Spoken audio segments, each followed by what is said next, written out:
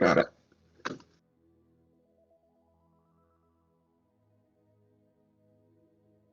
Hello everyone and welcome for our third edition of Skytear Sunday. This evening we're going to see if Kirito is able to keep his title for an additional week, which would be actually the second week of his title, or if GrayGhost is going to be able to send him down. As you can see in the screen, or we'll be able to see very quickly, Kirito's roster has been very little affected by his win against Ricardo last week. He only lost Brilver, and the community has chosen for him to play Akimo today, so we'll see what he's coming up with. I'm here with Mathais as a co-commentator, and we're gonna let the players set up, and I hope you will enjoy this game.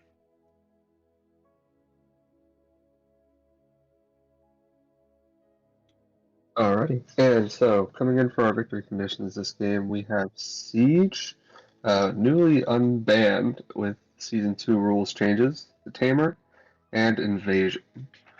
If you can just move the... Oh, maybe the siege doesn't work with the overlay. If you can just move it briefly to see if it catches it up. Okay, it doesn't work. Oh, okay. Well, fine. We know the third one is the siege. Yeah. Thankfully, we don't have to put any trackers on that one. Yeah. So on Kirito's side, we've got hero roster that is Ekriti, Yami, Miyuki. Akimo he has to bring. Hogosai and Kichi. Mm-hmm. Pretty red one. I think Ekriti is the only non-red hero. And on GrayGhost side, we've got also Ekrit. And then we've got Akuti, Sefru, Habrat, Genui, and Shafati. So like the all Nupton side. Yeah, so rosters. I'm very curious to see where Kirito goes here with the new placement rules, and Akimo being melee.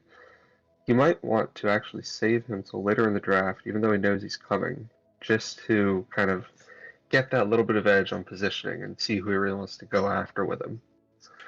Yeah, that would be a good choice. We see the Silent Ambassador being picked as an outsider, so I will just update the overlay. So for people that are like a little bit less used to the game, the main strengths of the Silent Ambassador are to be, well, it's a range outsider that spawns adjacent to the dome perimeter, so like either inside or outside. It can, it has range attack, and his most significant strengths are the ability to place a 4-hex AoE that slows people that are hit, and the ability to swap two heroes or himself with the heroes that are like within 4 hexes of each other. Mm-hmm. So that's a very control-oriented outsider. Very interestingly, with this kind of double tower-focused objective set, we can very easily see these outside edge bushes coming into more use, in which case the Silent Ambassador's wormhole goes way up in value, being able to take someone who's been hiding far away in cover and sticking them right in the middle of a fight. Yeah, that's true. And we see Kirito going with that Akimo, as you said, and he's positioning him in a very aggressive, I'd say, slot where actually the only place where he can really go and do something is in the dome, right? And even then, like, he's still in the back lane rather than being in the front 2 hexes. So, like, that's actually a bit weird as a placement choice. Yeah, I do wonder if that signals maybe he brings a second hero to threaten the dome with, kind of preparing to commit to the Tamer, or at least force pressure towards it early on. Then we see GrayGhost taking what might become one of kind of our more common openings, taking these specialist characters, sticking them onto that far edge towards the tower, so that they can hit it with a worship, move, and attack to kill both of those minions. Yeah, knowing the deck that like Kirito is playing, I wouldn't be surprised to see Miyuki being chosen next and being like the character who's gonna jump into the dome, and Hakimo following her afterwards and being like, okay, if you try to even defend that dome, then I'm threatening to deal a lot of damage on you with Hakimo. Ekrid is also actually a very good choice because like she can just jump in the dome, worship, attack, and kill 2 minions, and then when Akimo comes into the dome, he can lead and make this first turn not necessarily completely meaningless. But there is the Miyuki we see also her being picked. Yeah, so perhaps preparing to kind of really commit towards this dome. Interestingly, if they both kind of settle into one lane, we can see this game stall out in a way on invasion and siege and force the tamer into that win condition or nexus destruction, which is maybe where Kirito is seeing things with bunching his heroes back in kind of the old spawn position. Yeah, I also think like kind of related to what you mentioned earlier is that getting that tamer point actually makes a lot for you to win any of these two other objectives because the silent ambassador positioning ability allows to put a Mm. lot of pressure on any of these two by moving heroes in places where they're like very little relevance. Hmm. And we see GrayGhost going with his own crit. Yeah, that makes sense because there is like, as you said, there is many push objectives here, and having a crit in that matchup is really good. He's going to be able to depush both lanes very efficiently with Acuti and a crit. Yes, and with kind of both of them being able to strike from outside the dome, even despite Akuti's current positioning, we could see them both decide to pile in, but that would give Grey Ghost a little bit of a slow push in at least both lanes. Shavadi's choice is really interesting because like Kirito currently doesn't have a lot of armor. Like he has one Hmm. on many characters, but like it's not a lot. Yeah, perhaps there's higher modifiers or some cards that it does appear that Shafati is having a little bit higher modifiers, so perhaps that's where he's going with and it. and some and some cards like Yeah, the and some cards. yeah. I mean, if you look at the detail of the list, it actually makes sense. Yeah, because Habert might potentially be able to deal more damage, but also the tool sets that he's bringing is probably not as valuable as the one that Shavadi does bring.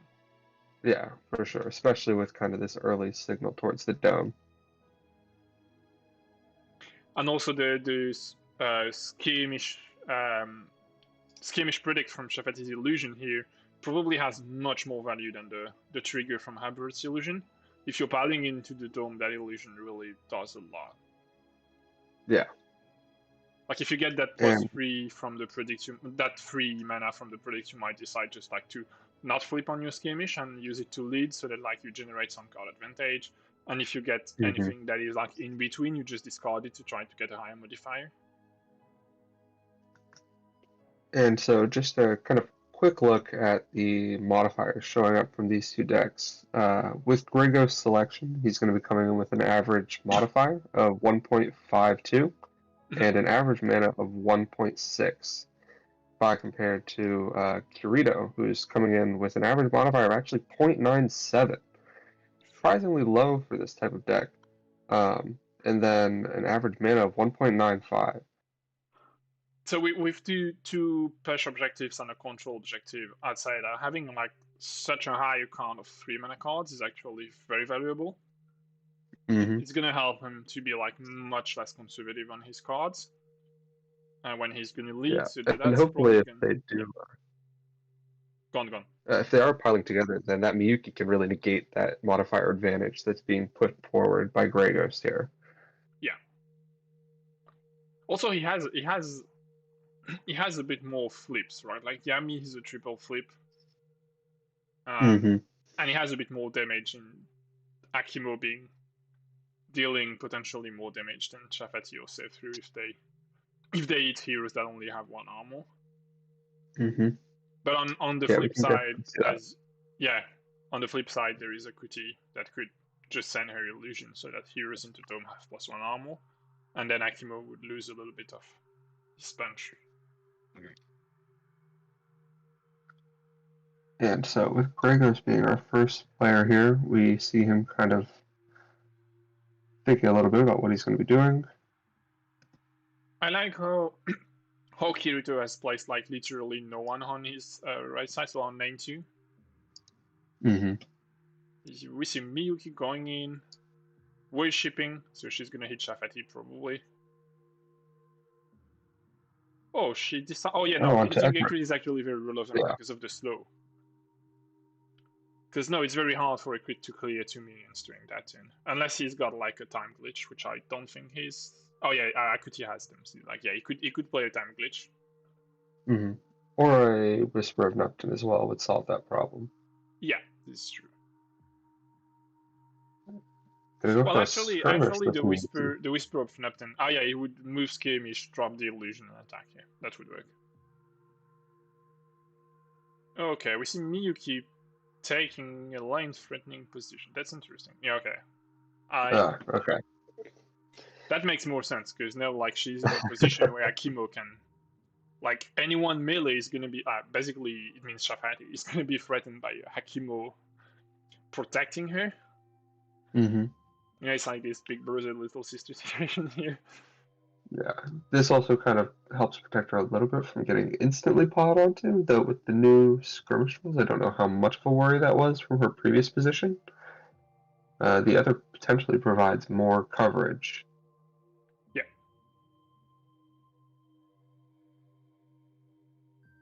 So we see Akuti moving. She's probably gonna just drop her illusion and attack, right? Yeah, that does seem most likely. Keeping herself so close to the dome in case any action begins here. And Yeah. kind of starting that first commitment towards one of these lanes. And that illusion actually being quite close. I just don't like the illusion positioning. I'd like to see it aligned with. Oh no, because no, sorry. Yeah, haven't said anything. Yeah, no, that's good. Because aligned with the minions, then it would be at risk of getting nuked by a crit if she had like a way to move with fast. So that's actually a good one.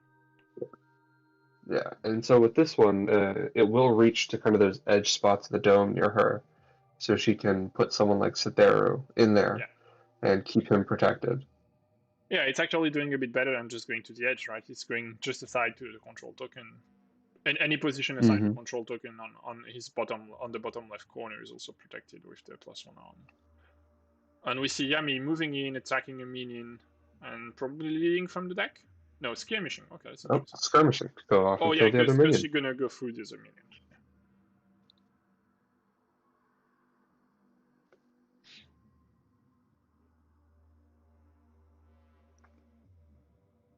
And Yami became so much better with that new skirmish mechanic.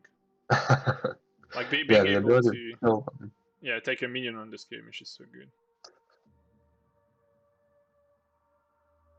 And so both kind of equal pressure coming from Akuti and Yami on these opposing lanes. We're gonna see how their Ekrits kind of clean this up, though Kirito has almost blocked his own Ekrit's path towards her, I guess, traditional play with his Miyuki here.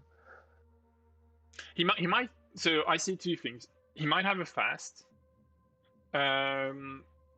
which he does not have, or so he does not have a fast.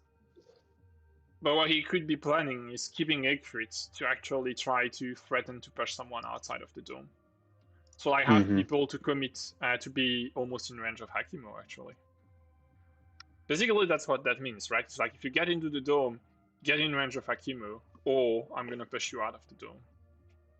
Yeah, kind of posturing for that Silent Ambassador take. Because like we talked about earlier, the only real way to get one of those other two control objectives is to have an influence on both lanes here. Yeah. And so you really, if your focus is the Tamer, you only have to go for one. It's an interesting move for Shafati here, who's like moving on the other side of the lane. He's gonna worship and send his illusion backwards. And presumably set up a lead here? Yeah, he might decide to skirmish and... No, okay, he's leading. Yeah. So this will at minimum tie this lane.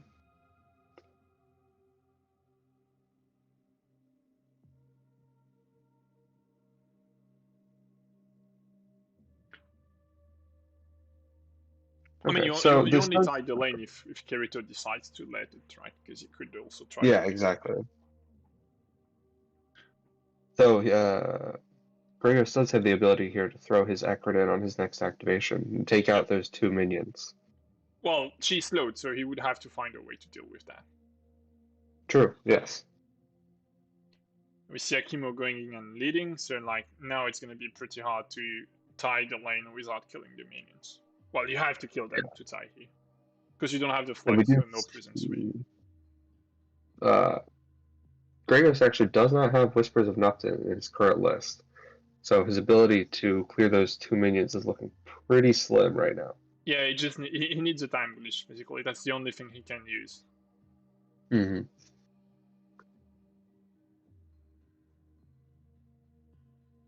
I mean, a time glitch here would be good. Yeah. Because then it means like the move investment to make a crit irrelevant is like kind of a wasted one, right?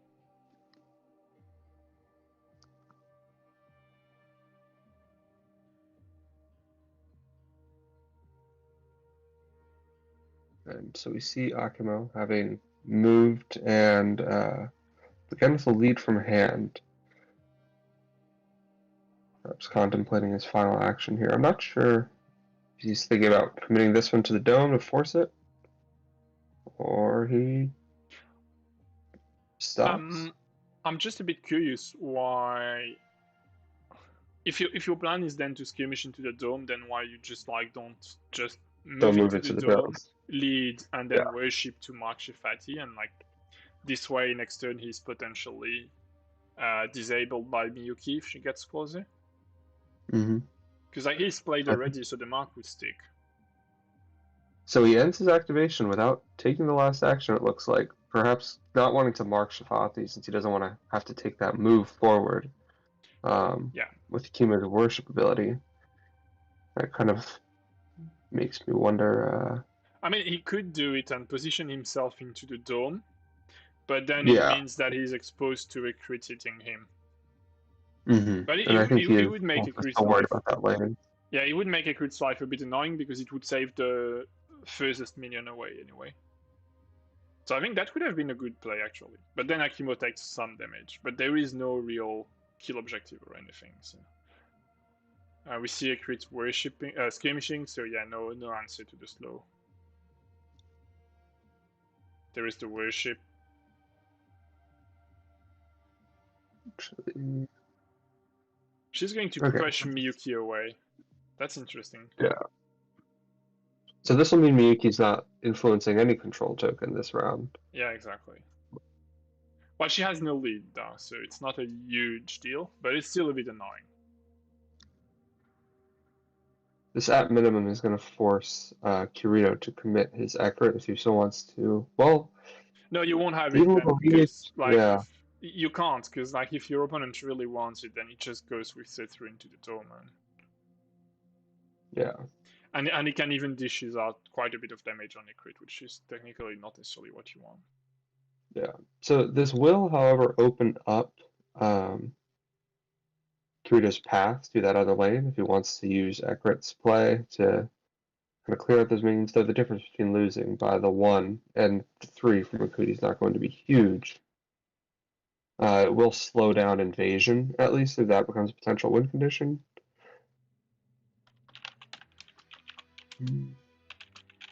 So even that doesn't feel like super ideal.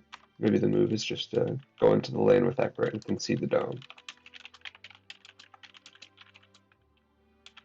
And so we do see Miyuki pushed out of the dome with the Ekrit attack.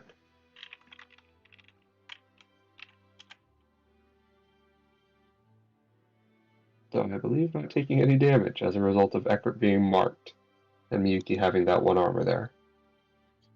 Yeah, but it doesn't really matter, right? It's not the damage you were after. Yeah, you really wanted to get out of the control token because no, you've got a guaranteed outsider if you want it, and a guaranteed tamer point, which is like not so good, right? Well, unless we see Miyuki going, oh, there might be a clever play here. If Kirito does commit onto the dome with a crit, then we might see something interesting happening. I wouldn't necessarily assume that this Miyuki will end the turn where she is. Because you've got the flux.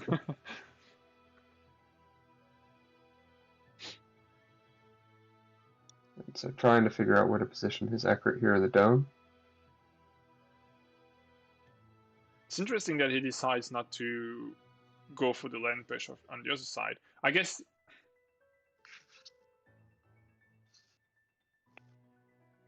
Wants to ensure that he has a lead at minimum, I guess, in the dome. Yeah, that's probably what's gonna happen. Yeah, which Since means he you then already can't began with kill the the lead. minions. Yeah. So he will actually try to position. That's interesting. He'll attack the illusion. Attacks the Yeah, Mathais. his Yeah. illusion. Yeah. So denying that predict does stop Scythera from potentially getting a free lead from the deck if he were to skirmish into the dome. Yeah, exactly.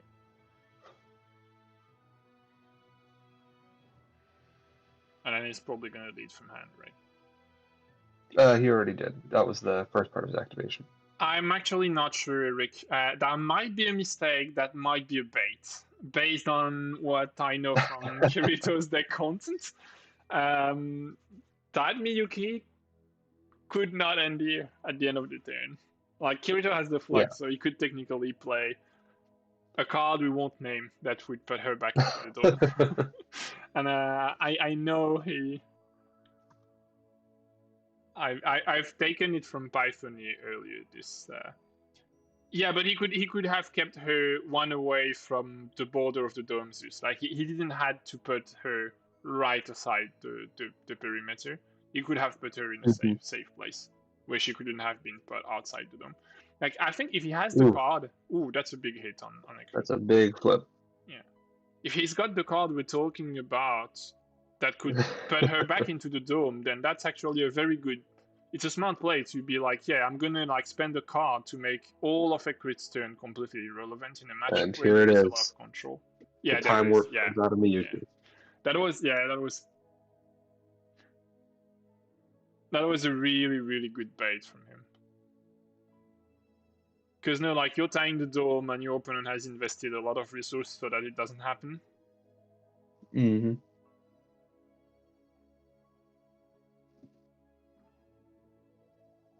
And each player is gonna get one lane. Both get one lane with kind of equal investment here out of their hands going into the turn, and also pretty much equally pushing them. Since when it comes to that siege objective, at least, Akuti's lane's going to be just as effective. But we'll see if this invasion difference ends up mattering, since Kirito's going to have a much shorter time pushing back over if he needs to. So he's got quite the gap to cover to get there. Yeah.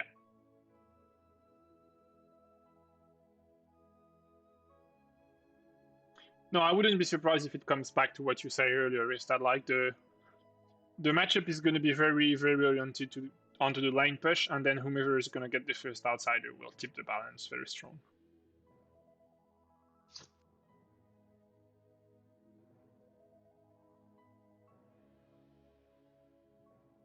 And so we see the minions placed in lane 1 and lane 2 about to push up here. Like you were saying, Akuti not really having a great place to get any forward pressure with her illusion here on the next set of minions. And really not getting that much of effective use out of her armor either, only really covering herself. Yeah, but I think you couldn't really place the illusion in line with the minions, because then it would have been better, but then the risk of like having it smashed by Kirito was probably a bit too high. Mm-hmm. And we do see the leads tie in the dome.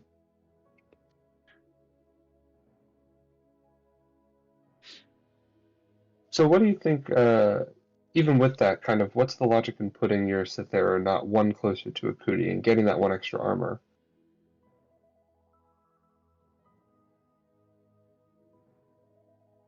I don't really see a good reason for that.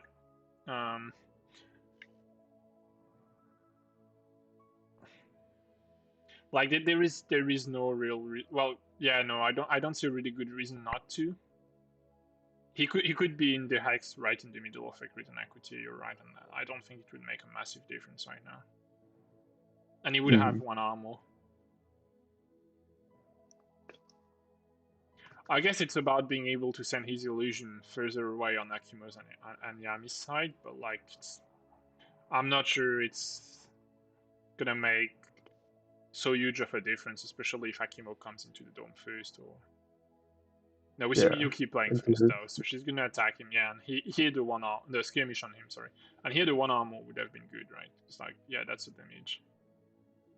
That one would have been prevented. So it's not much, but like if he dies because of that one damage, then it's kind of sad. Yeah, classic worship from Miyuki. I guess you hit the crit again, right? Like you make her as irrelevant as possible. Yeah, especially with kind of this double lineup that you're already setting up here. Yeah, and she's Yeah. so actually intensive that like a slow makes her completely irrelevant. Because like she really needs that move to position herself. Mm-hmm. I mean, she can always skirmish to move to and try to position herself properly, but that's more complicated. So finishing with a lead here, and his Miyuki in a pretty good position here to stop and mitigate any damage coming their way, Especially if you've especially got onto the himself and Egret. yeah, and especially if you've got the Decree of Kurumo in hand, then like she's super safe. Yeah, she can shut down any future Cytherea plays coming through. Yeah, especially like GrayGhost doesn't have many ways to deal with conditions actually. So like any mark she drops is probably gonna stay for like I think he's got only 6 cards to deal with those conditions. So it's gonna be a bit tough for him. So I mean, 6 card is a lot of cards to clear some conditions. So I guess if you're looking at a red yellow entirety, you can max out at like 15 or so. So that purge and purify would be hurting yourself. Yeah, yeah. I mean, it's 6 out of 40, right? And it's not Yeah. unlikely. It's not unlikely that he could have one now. But then, like, what I meant is over the course of the game, he's gonna have to use them wisely because Miyuki is dishing out a lot of conditions here and there, Mm-hmm. and they are very very crippling ones. Whether depending on who is having them, like it's either crippling the hero relevance like a crit if it's the slow, or the hero damage potential if it's on Shefati or Sethru. So like I'm not saying he won't be able to remove some of them, obviously he will, but the thing is gonna have to make that count because he's not gonna remove all of them. Mm-hmm. Probably not even half of them, but like he's gonna have to make it matter. And so it appears GrayGhost thinking about going here with Stare. Yeah, Sethru is going first.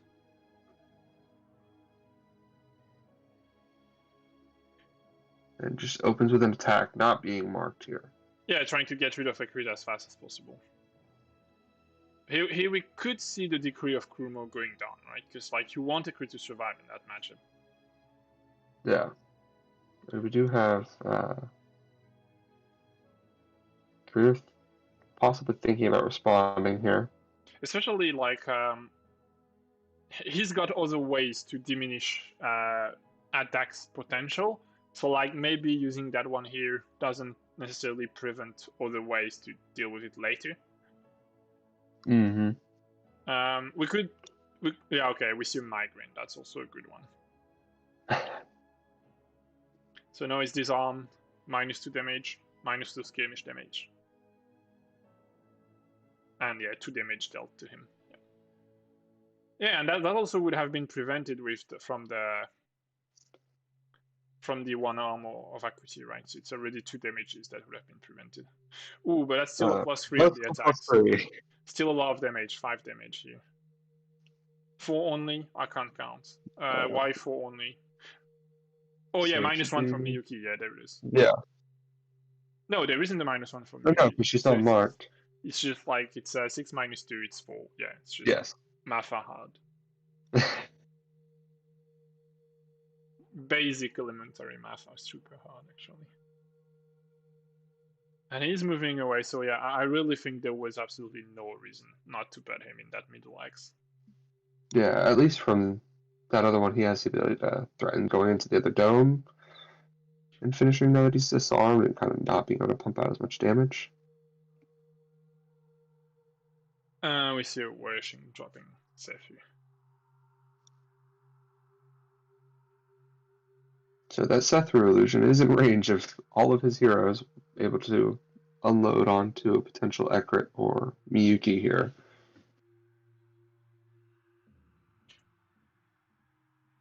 Yeah, but I mean, she's at 16, right? It's not gonna make a big difference.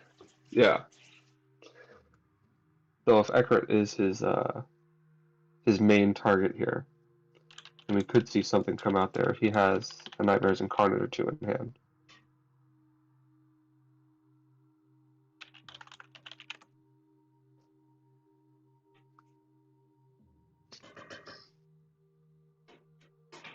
And so Yami now activating for Kirito.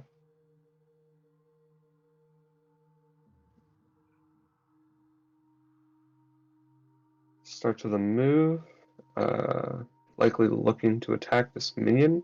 She will not actually be able to skirmish through the other to kill kind of to this round. She could skirmish and damage Shafati, and then she will move through the minion, end up aside the other one, and then attack. And get the attacking. Yeah.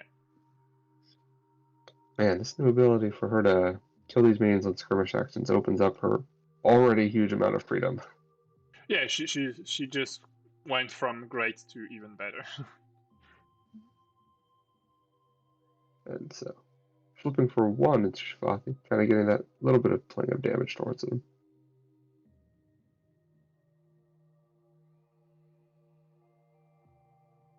Oh, and flipping the -1 on the flip for her, for her ability there. Yeah, I mean that's why you don't want -1 in your decks, right? It always flips on the one ability on which you're losing something. Every time you shuffle your deck, they're heat seeking for those spots. Yeah, I can see the time warp, pushing people in the queue to be like the one on top when the yellow. It's my time. He's playing for the opponent team. Okay, I guess that, yeah, okay, we see a quick shot going to kill that minion. Oh, okay, that's the flip for that's for an attack on Mr. Coffee. Yeah, sorry. So I guess that messes up a little bit with his plans, but it's also like not that devastating, right? Because he still has one action. He could decide to. Yeah, -1 goes. Wait, yeah, time warp flip on the minion eating ability for Yami, and then quick shot flipped on the skirmish damage. Mm-hmm. So we see Akuti going next for GrayGhost. She's gonna move. So I guess Akuti just keeps pressuring the lane, right? Oh no, he decides to bring her back. That's interesting. So he can push that illusion up and still get some minion pressure, but I think he wants that armor most likely. Yeah, I think given the situation is degenerating in quite a bit of a fight, and there is no piercing on Kirito's side, the armor has a lot of value. So I think you want it. Yeah. Go on, unless Kirito can get his Ekrit over to clear the two minions and tie that lane. So by kind of not leaving that illusion over there to pressure for at least one more minion, it does give Kirito the potential to tie it. Yeah, it's true. Oh no, he still can't make it without a fast.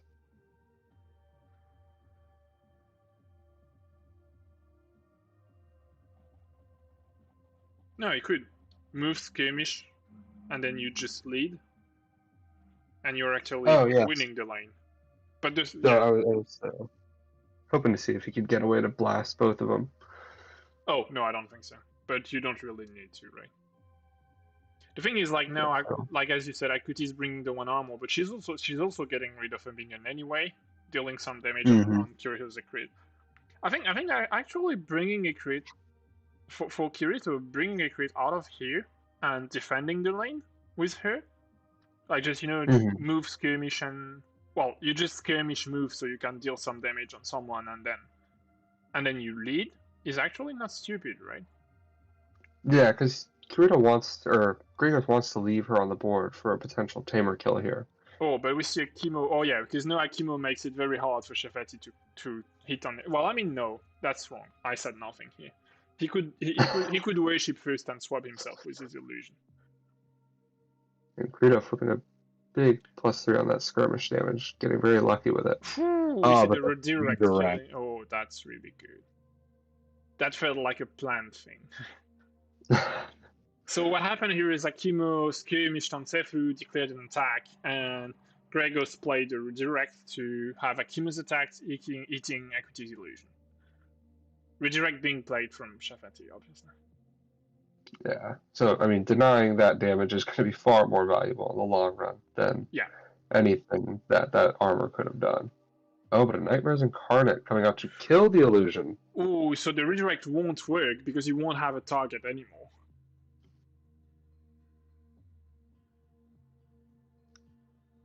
So now Shafati is gonna take the damage. Oh, and that's 7 damage. That's a lot. That is a lot. And it was marked, so 8 damage, sorry. That's a bunch of damage. Yeah, it was a nice use of redirect, and it was a very nice denial of redirect also. Yeah, she's getting no value at all anymore. That was a really nice exchange, actually. Yeah, and yeah, the HP pool of Shafati is now pretty scary.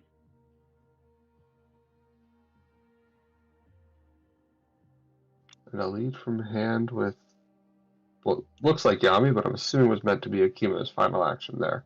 Yeah, it's on Akimo, not on Yami. I think they should fix it, but I'm just if you can just like ping them on the table. Yeah.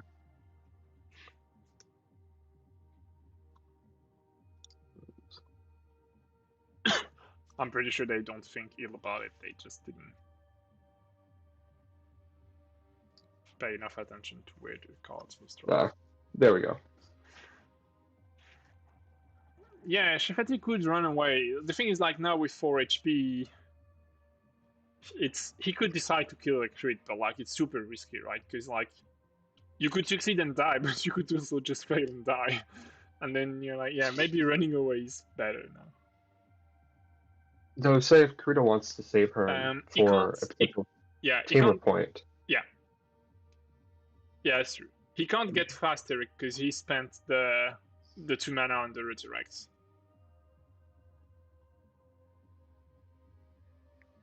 So begins the worship. Yeah, he's gonna try to get the crit, right? You skirmish, flip the damage on Yami. Or Akimo. Maybe probably Yami is a better choice. So positioning his illusion right there, he's not actually going to be next to Ekrit. Yeah, well, because you can move afterwards, right? I don't remember if it has to be. I believe you swap at the end of the skirmish resolution. Okay. So yeah, he won't be well positioned.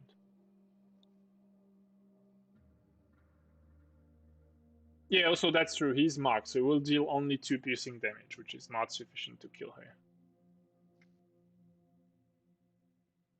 But then that puts him into a position when then he moves from his illusion into lane 2, right? Yes. Moves and lead. But then it's risky because a crit could kill you, right? He cannot move and lead because he's only had the. Oh yeah, he has only 1 action. Sorry, yeah, so he would just move. But he decides not to flip himself with his illusions. That's interesting.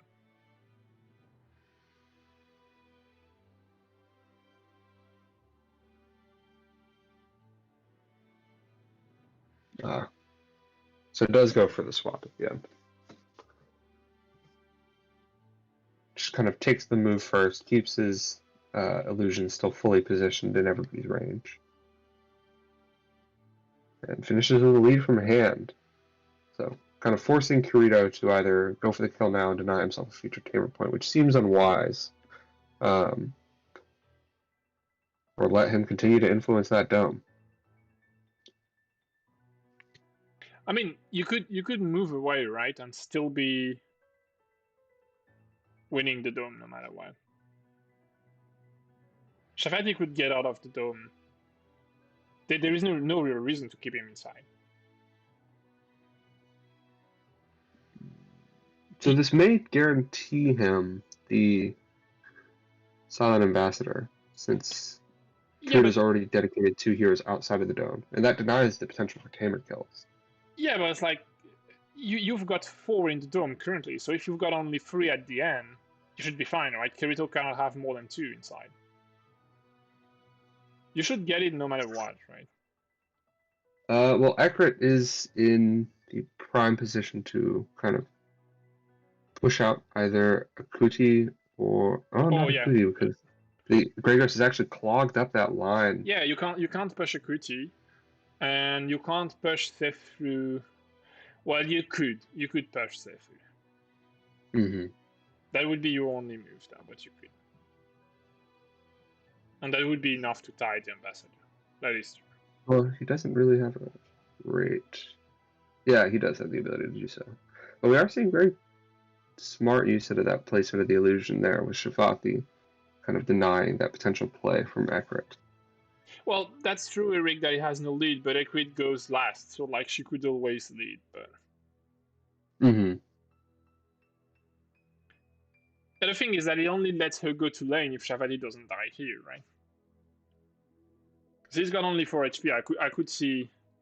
Yeah. Nightmares Incarnate out of Scyther to drop Akuti to 1, potentially out of before she leaves range of that illusion there. Yeah. Okay. She might die actually.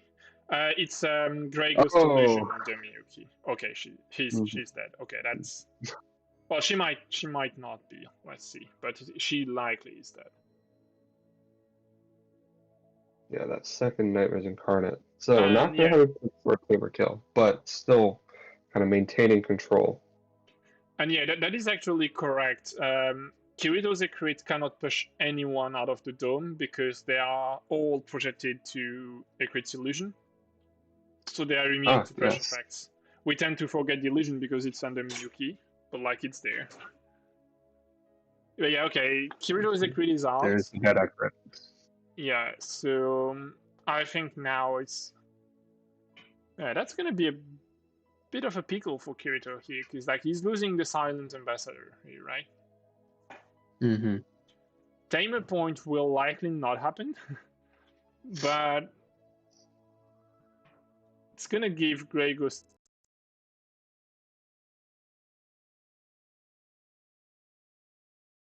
It's gonna give GrayGhost a good position to use the ambassador to press on the push win conditions, right? Mm-hmm. And so GrayGhost now kind of trying to figure out the best way to use his Ekrit here. She is slowed, so she can't continue his own shove on lane 2. And not kind of having enough influence to stop lane 1, but she can prevent some tower damage and maybe deny a potential for a very late game siege. Yeah, she could probably just move worship and attack and get rid of 2 minions. It's not necessarily a bad move. It's not excellent, but it's not necessarily bad. Mm-hmm. So we'll see if maybe this predict influences decision at all, but likely about to move into that lane 1. He could also just like skirmish attack a minion and lead, and that would work, and it would be better actually. Mm-hmm. But the thing is, keeps his illusion still in range of all of his heroes. It's not as good as killing a minion on the long run. It's better on the short term, but it's worse on the long term. And we do see him worshipping. Yeah. She's gonna push Akimo into the dome. Deny that lead. Yeah. And it's still not gonna win the dome, but it's gonna remove 4 control from the line, which is very good. Which is very, very good.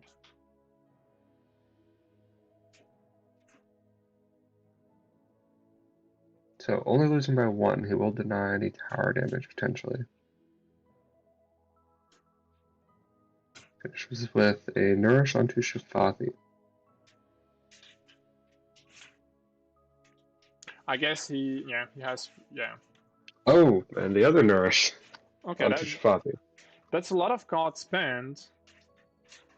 Yeah, okay, interesting. I just feel like it's a bit risky to do it here because like you could get doomed. So I think he is. Yeah, I guess I don't really see the real reason to fully save them unless he's expecting to draw a lot of threes. He will likely be taking 4 new cards into his hand, and I believe. Yeah, it's true. It's gonna draw 4 cards. Yeah. Okay, that's a good point. But he could have used just one then. Because like by playing the 2, if your opponent has a Doom, then it just cancels both of them. Yeah. At least, or maybe in the stack, he had waited on the first one to resolve, and then. Yeah, but maybe it's the value thing. It's like if it's healed by 3, you're like, yeah, okay, I'm gonna keep my Doom. And then if the second goes and you're like, okay, it's now healed by 6, yeah, maybe I'm gonna play my Doom now. Yeah. I think there is a bit of a risk. It's like I'm not saying it's a bad play. I'm just saying like maybe just one was enough. You've got 7 cards in hand. You can always play the other one later. Yeah, of course. And potentially on someone else than Sefu, depending on what happens, right? On someone else than Chef at least. Threes coming out.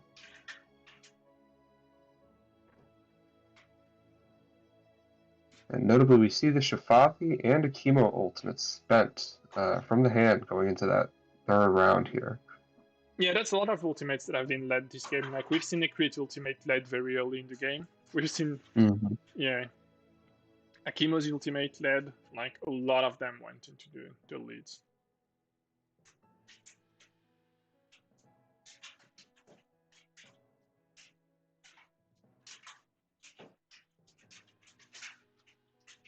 And so with lanes 1 and 2 resolved here, both kind of stacking larger minion waves on each side, though actually kind of both squarely on their own sides of the map here. We're going to see how this Silent Ambassador shakes things up. Yeah. Yeah, it is true, Eric, that like Siege is still a way off, but like Invasion also is, and Tabor also is. It's like the whole game is far from being done. It could tip very fast, but like until now there is very little. Like the balance is still pretty much in the middle. Kirito having lost a hero, that could be a problem because he's gonna play next turn down 1. Ekert will be back next round. She was killed during her own activation. I actually disagree with the fact that Gray needs to kill Miyuki.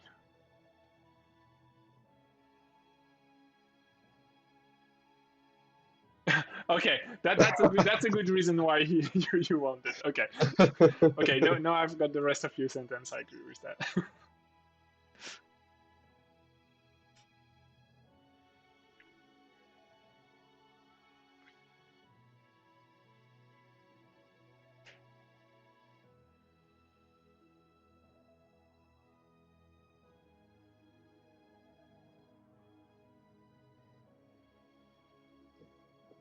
Yeah, I agree, Eric. You could ignore the kills now, especially he's got like a turn without a crit on board, so like you just try to win under push conditions. But I think Zeus' point was that if you kill her, then Kirito can't play her anymore. Like next week there is no Miyuki. He's already lost his Brovar, and in his deck list he does label Miyuki as Brovar. So denying him both of his Brovars might be the move going forward. Yeah, and then what's next? I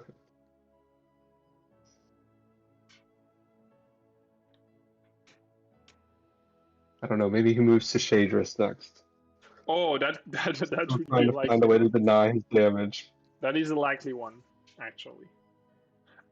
And you don't necessarily have to change the whole deck because like Decree of Kurumo is as interesting with Shadris. Well, maybe slightly less with Miyuki, but it's still a good card.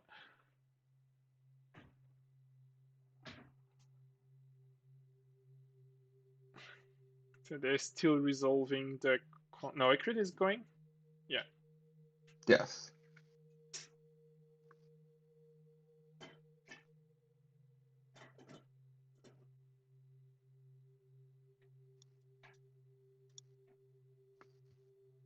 So the ambassador brought Yami into the dome, right? I'm not fully sure I agree with that, because like she's one of the heroes that has the least amount of trouble to get back where she wants to be. It's like she's just gonna worship and she's gonna be back in lane, right?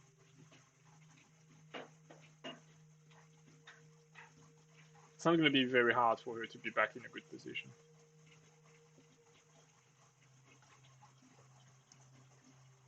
Well, at least she won't kill 3 minions this turn. That's a good thing. Mm-hmm.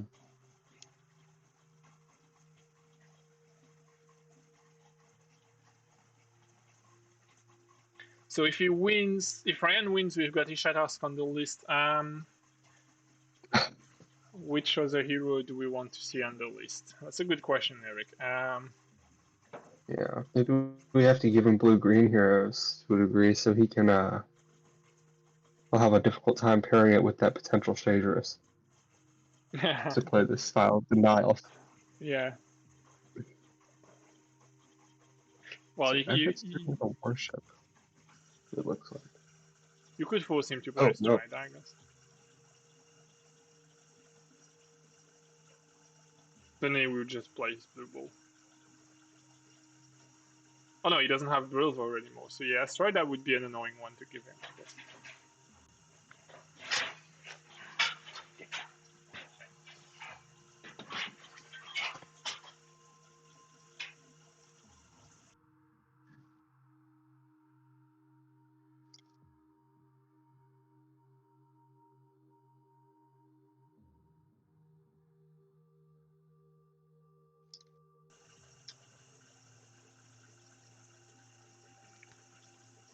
And we So see... yeah. Miyuki's skirmish flipped 0 onto Sethu. Mm-hmm. And she's moving So perhaps we now on the see lane. Attack a minion. a little bit more resources over here. Yeah, she's probably not gonna worship, but I mean, it's sad not to worship with your Miyuki, right? But if you're getting here, like, do you? I believe she did worship onto Ekret. She's. Oh yeah, okay. So that was free attacks, free actions, because like she skirmished on Sethu. That was an attack on the Mm-hmm. minion. So like, if there was the worship first, then that's her turn. Yeah.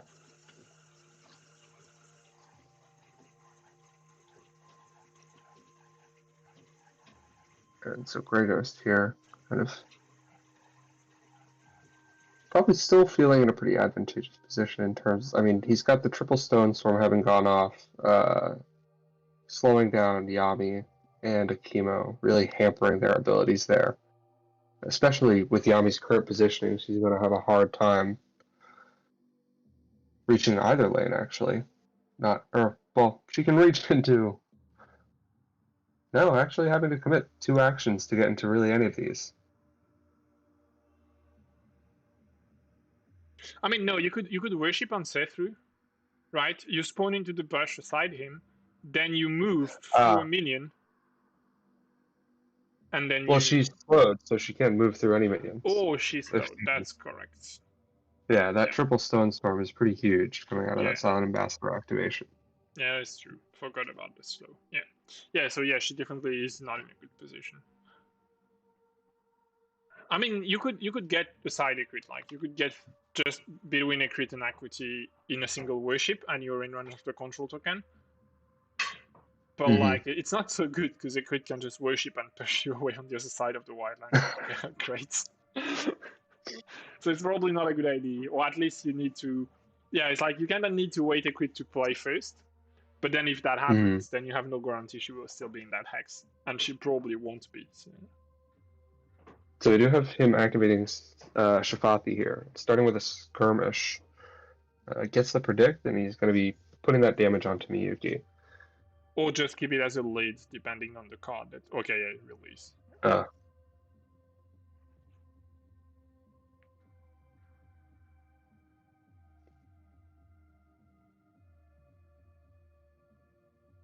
So moving a little bit closer here. It's a bit risky as a position for the Shafati here, honestly. Like Well, at least you guarantee that you make the worship of Akimo pretty inefficient, because like now if he worships, Mm-hmm. like it just doesn't move. So I guess that's already something. Oh, we Oh see a wow, sinkhole. sinkhole. No, so Akimo's gonna bring him inside the dome, make the attack fizzle, right? Mm-hmm.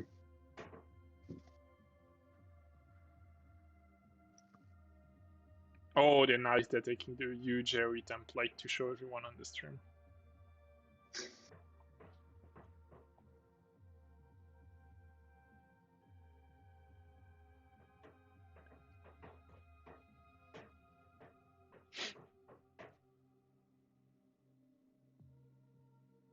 So the targeted hex is just aside Akimo and Shafati, between Shafati and his Mm-hmm. illusion, the empty hex.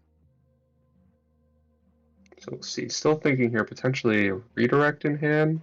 Yeah, we could completely see Equity playing a redirect here. That would probably be worth it, actually.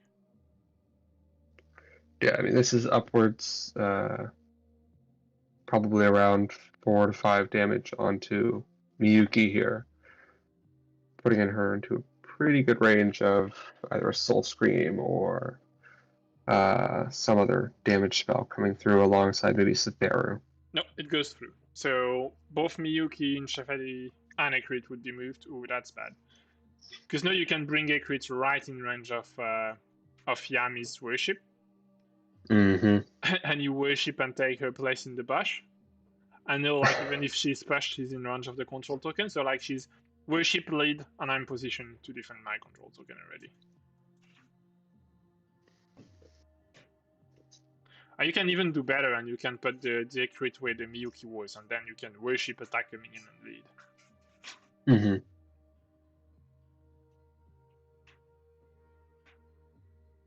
And it's interesting. We don't see him moving anyone else. No, I think he's thinking about it. No, okay. He No, hasn't. choose Okay, not to move anyone else. That's weird. I would have. Yeah. Oh, wait. He can't. He can't because there is Ekrit illusion. Ekrit's illusion was hiding behind the single AoE, but like it was here. So yeah, he can only move his own characters. Yeah.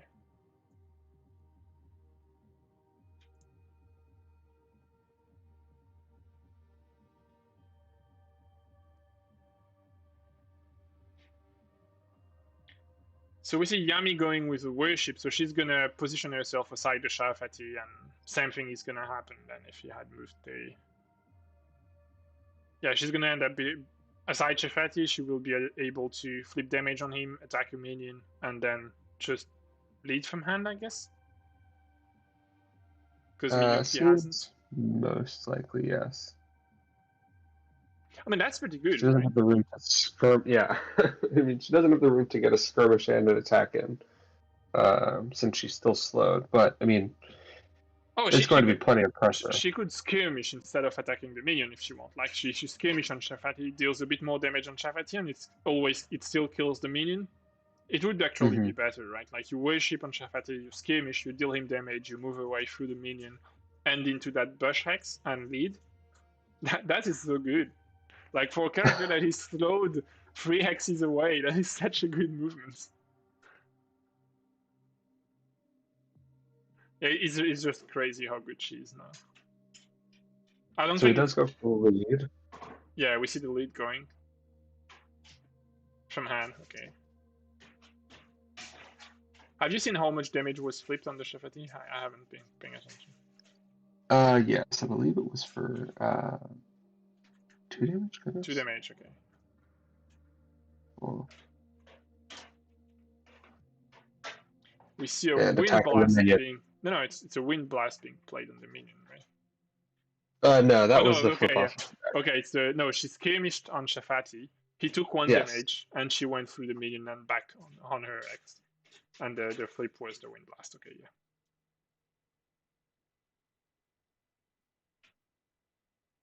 Yeah, that's a pretty good turn for Yami here. Mm-hmm. I mean, for a hero that was slowed and almost in the middle of the dome. Yeah. I mean, you should never have ended with Shafati, but like it's once you took the sinkhole, it was hard to do anything else, right? Mm-hmm. Because like the attack was his third action, so it was. You had no way to end anywhere else after that.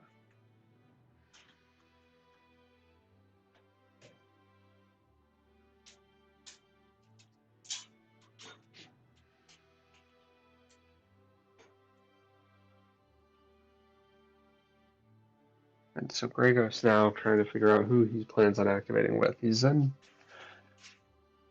a lot of pressure coming from that lane 1 over here. Kind of seeing Kirito committing towards it, potentially trying to threaten a future Nexus destruction. Oh, that's fine, Joseph, because no, like she's almost on par with a stride. Well, she's not almost. She's on par with a stride and an acuity.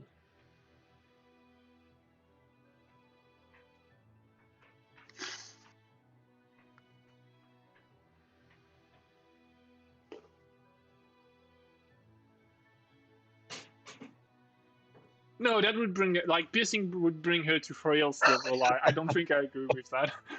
I think that's a little bit That's too what much. that's for. Yeah, yeah, and exactly that's what brings Yogos high. Like. As far as my experience has been, Yami almost always has piercing on my heroes.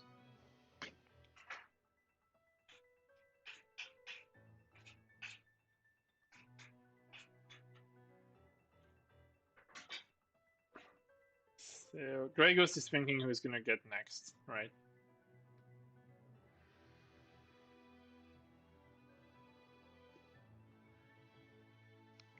Ikri is still slowed and her positioning is pretty bad because like she can't like Miyuki's placement also makes Ikrit illusion very difficult to place so that you can kill 2 minions because Ikrit is slowed. Mm-hmm.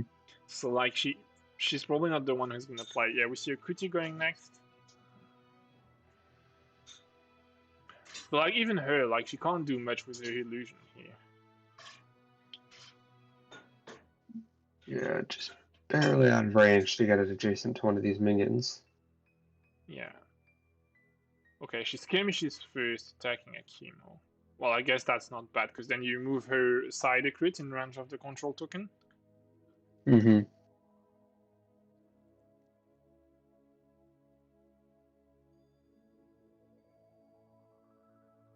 Okay, no, that also works, I guess, yeah. Yeah. That also works. So that does make her kind of continue to form this little wall here on lane 1. Yeah, it makes it impossible for Akimo to take that spot now, which is pretty relevant. But it also means that, like, if Kirito gets any fast on his crit, he's got a pretty nice hero lineup to hit through. Oh no, he couldn't because like they're free. Yeah, he couldn't drop the illusion in a good way. Okay, yeah. And an attack coming out of Akuti. Probably going to be killing 2 minions here.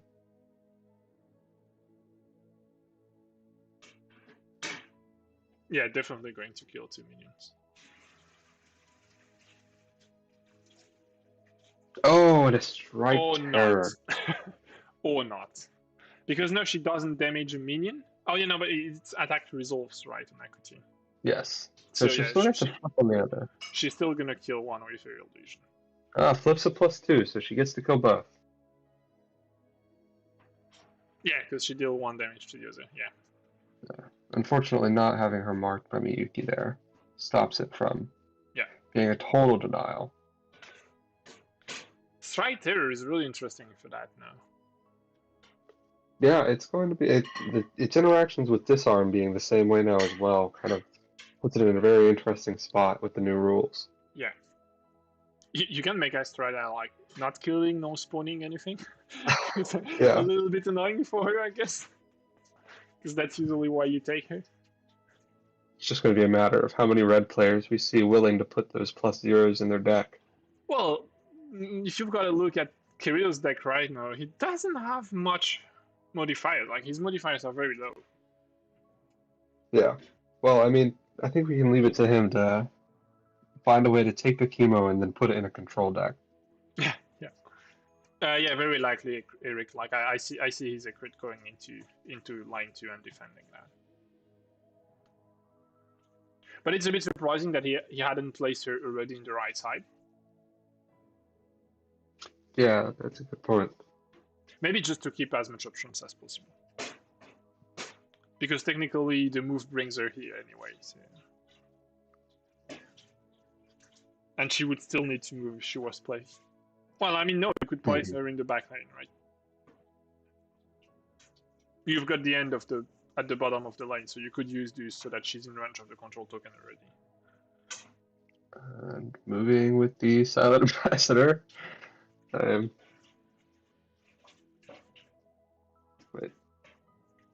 I'm not totally sure what just happened there.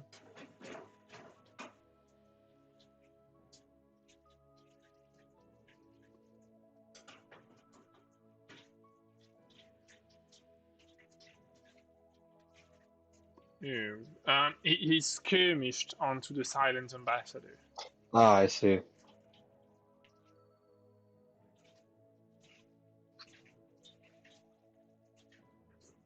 Okay, so we see a Kazim played from Makuti.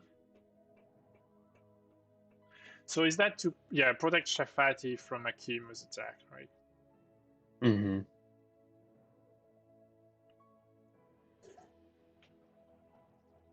I mean, Shafati being at 7 puts him right in range for Kimo to take him out with one of his hits. Yeah, 5+. Yeah, he was definitely in trouble. Well, there was the +1 armor from Makuti, but.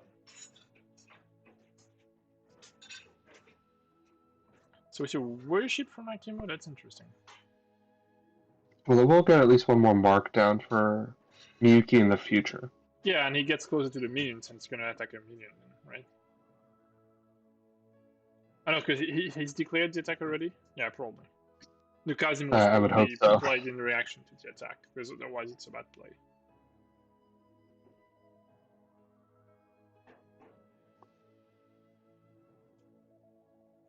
Yeah, so Akimus is activated. Yeah, they're a little bit sloppy with the indicators. It makes it a bit hard to fill over.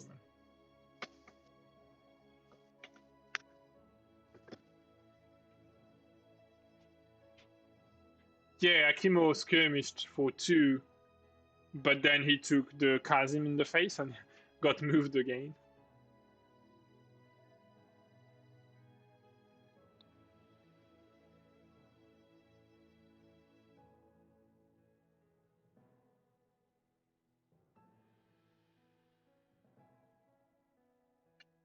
Yeah, Zeus, this is correct.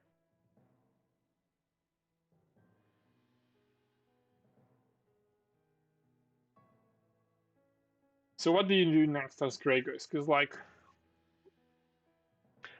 Because you blocked Ekrit moving from that Silent Ambassador, then you're probably good. I don't understand why I decided to.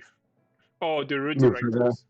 I know. Yeah, I think I know what happened. Like Akimo skirmish targeting Shifati, and it was redirected onto the Silent Ambassador. There was no redirect. Okay, so I don't understand why the Silent Ambassador moved. That's interesting.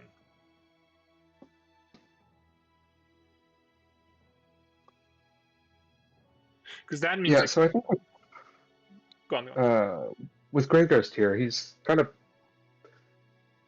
not really able to, I guess, respond at the other lane in an equal capacity to Kirito since he's in lane 2. And not really in a great position to kind of get a tamer kill, though with Kirito kind of dedicating hard here and Shafati getting pushed into the dome, he could try to set up some damage. And another Skytear denying this minion kill. Yeah, with Eckert nice. being marked. Yeah. So I guess that's why we see him not saving that Skytear. He's got another one. So I think it doesn't really matter because like if GrayGhost really wants to go into that lane too, he can do that with save through. And save through is gonna play after Kirito's Ekrit anyway. Yes. And if Ekrit goes into that lane too, then you go here. If she goes into the dome, you can always stay into the dome. I think it was damaged. Just like I'm pretty sure Akimo targeted her with a skirmish, which doesn't make sense for me, but.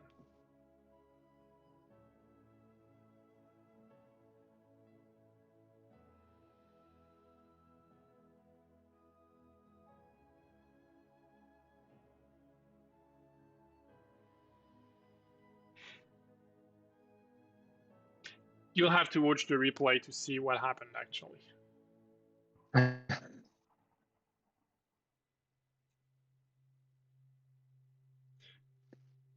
So you still Kirito now kind of. yeah. Gone. Kirito, I guess, thinking about what to do with his Eckert here. Or does Kirito still have an action? I thought he had declared an attack here. Or is he just attacked and led? No, I think he has no action left. He skirmished into position, attacked, and led. So like that's Yeah. gonna Okay. Kirito So stay now. Kirito just thinking on his Eckert here.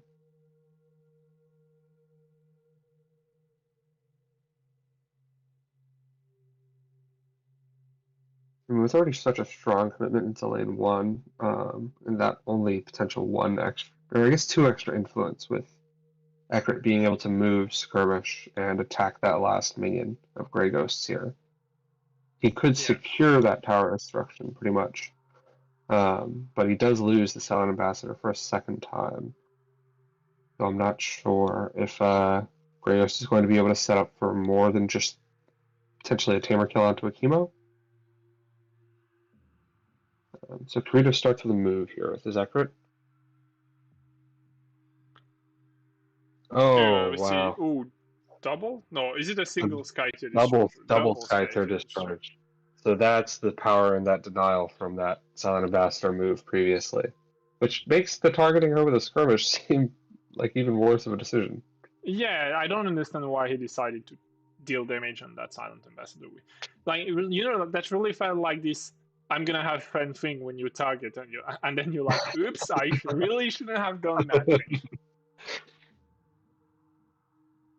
Yeah, because no, I could like there is no way she goes into lane two. That's just not gonna happen because she's just gonna blow up if she does that. Mm-hmm. It's like 4 double flip piercing damage. It's like just somewhere between 4 and well potentially 12 piercing damage. Yeah, Unlikely, but and potentially. especially Oh, with 10, sorry. 4 and 10. 4 to 10. So we see a crit going here, attacking the minion.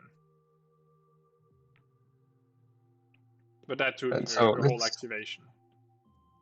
yeah. So in this lane, we are most likely going to see a tower destroyed here.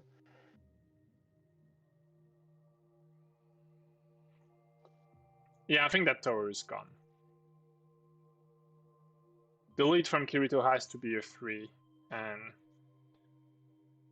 like the one from a crit is not necessarily.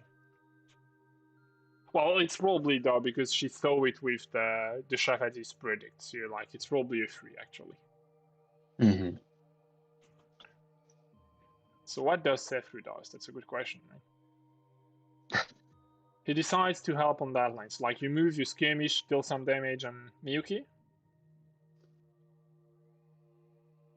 You could on no, Akimo is too far away, so you would be on Miyuki. Yeah. Or you could attack a minion directly.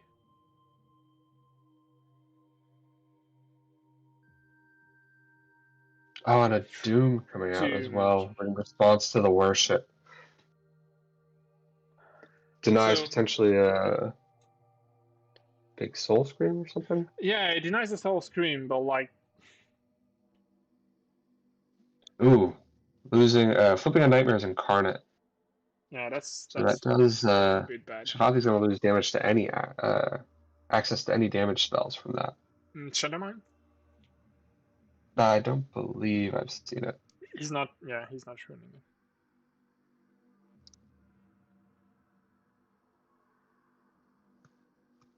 So yeah, that illusion is pretty worthless now.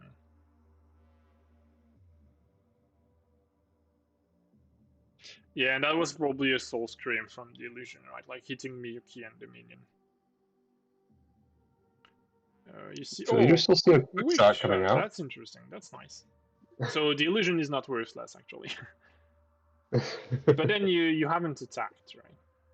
So you still have 2 actions. No, 1 action. You have your attack or your One skirmish. action, yes.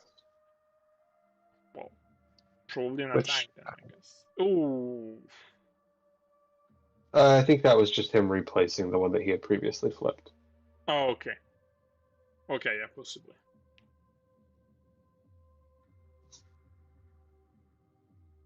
And still. Yeah, Shafati's ult is gone, Eric. It's been flipped already. So yeah, attacking Miyuki for 3 plus piercing. 3 damage. Flipping was there. That's a bit underwhelming, yeah. I know you've got like a bit of damage done on Miyuki, a bit of damage done on Akimo, which is like... Yeah, it was Not very legendary, edgy, Joseph, though. definitely.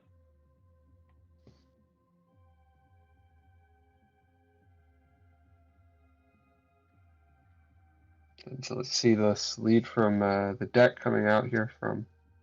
Oh, GrayGhost has the 3, yes. Seen with Shafati's predict. Yeah. Yeah, she That's skirmished going to come away out from the dome, so she started the call. 9 for Kirito and 6 for GrayGhost here. So it's 3 damage into that tower.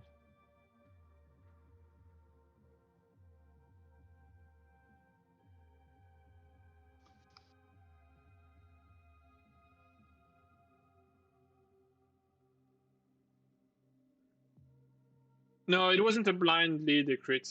Eric, sorry. It wasn't a blind lead from a crit. It was one from Shafati's illusion. Yeah, predicted from illusion. Mm-hmm. And we're actually going to see GrayGhost here getting almost an equal victory in lane 2 with only With no contribution a at much all from lower the zeros. investment. Yeah, exactly. Yeah. That double Skytear discharge, completely denying that play. Yeah, and the cheeky silent ambassador move also. So yeah. Yeah, a crit was predicted after skirmish, definitely.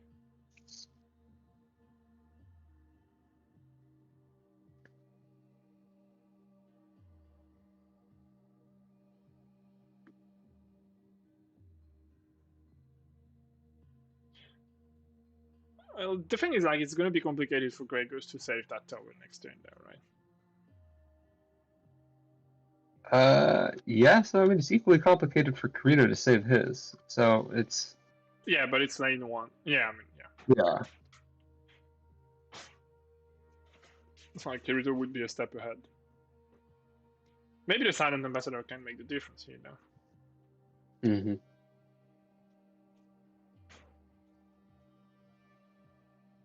Ooh, that's interesting. Ooh, that AoE. That is a stick AoE for the ambassador. Oh, wow. Hitting all 4 heroes. And that's when you need to flip a 3, right? Flip your 3. Yeah, plus 3 is good. That's a good one. So that's 3 damage and slow on all of them. So I guess Miyuki takes 2, Ikrit takes 2, and Yami also. And then they're all slowed. And well, I guess they're already where they want to be, though, right? Yeah, they're not gonna... Well, this does stop him from being able to respond in lane 2. Yeah, and Akimo is gonna die here, I think. Because like 3 plus, yeah, it's dead. Oh, yep, there it is. So this actually puts GrayGhost in a pretty great position, having kind of the ability for Shafati to get over to lane 2, and so long as he saves that activation for late, Yami actually won't be able to reach there, even with her extreme mobility power. Well, And the thing is that Yami's playing first, so but like it's very unlikely that she would kill Shafati, right?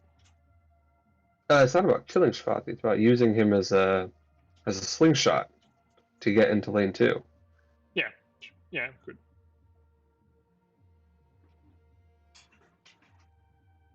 No, she would still be too far away. No, I mean she would be into lane 2, but she would do nothing, right? She would just be sitting here for 1 control. Yeah, that's true. So that's a tamer point. Okay, finally. I mean, with Siege and Invasion still looking quite a ways off, Yeah. it's either we see GrayGhost set up for a second Tamer kill in this next activation, since he can afford to lose that tower. It would be on Or Miyuki, but continue it's pretty easy for Kirito to ensure that like the silence is marked, and then if she wants to attack Miyuki, Yeah. she's necessarily in range, which means she's not gonna deal a lot of damage, right? Yeah, we would have to see maybe. A release I don't. on the last activation would avoid that. I don't know if how I haven't kept track of exactly how many of those release the spirits we saw flip during GrayGhost's I've got first run back. honestly no idea. But that I've would be seen a the secret. few, but how much and since it flipped back the deck, I don't know.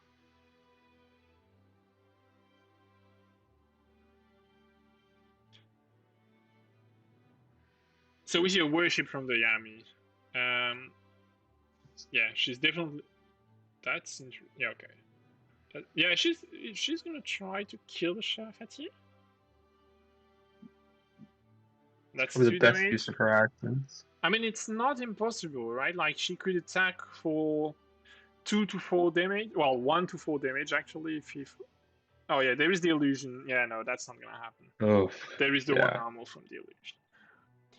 If he's got fast, he could bring Yami into the lane and do something with her. Because like that, with a fast and a soul scream, he could clear 3 minion, and that would cover the 4 mana. But like it still doesn't sound so. Oh no, it can't even. Well, Yeah, the yeah. fast one works. He's slowed. No, it would work because it's a time glitch. So it gets rid of the slow and gives him fast. Ah, yes. Oh no, he decides to attack Shif. Yeah, he's gonna try to kill the Shifati. So flipping the +2, getting a little bit more damage in. Not going to be able to kill him with a skirmish here, unless he has some damage out of hand.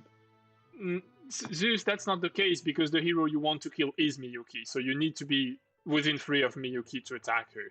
So like if you're marked, it doesn't matter where you place Miyuki with the ambassador because she's the one you want to attack. Sorry, Mathais, you said? No, I was saying that Yami now being kind of out of range to kill Shafati without any damage from the hand. Perhaps she leads here? Yeah. Yes.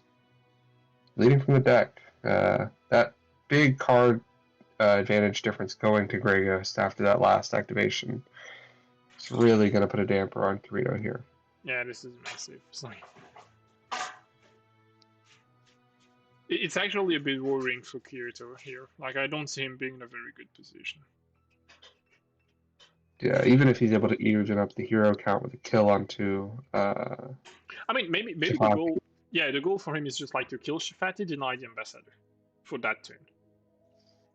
And then next turn you get Akimos back and you try to do something with that, right?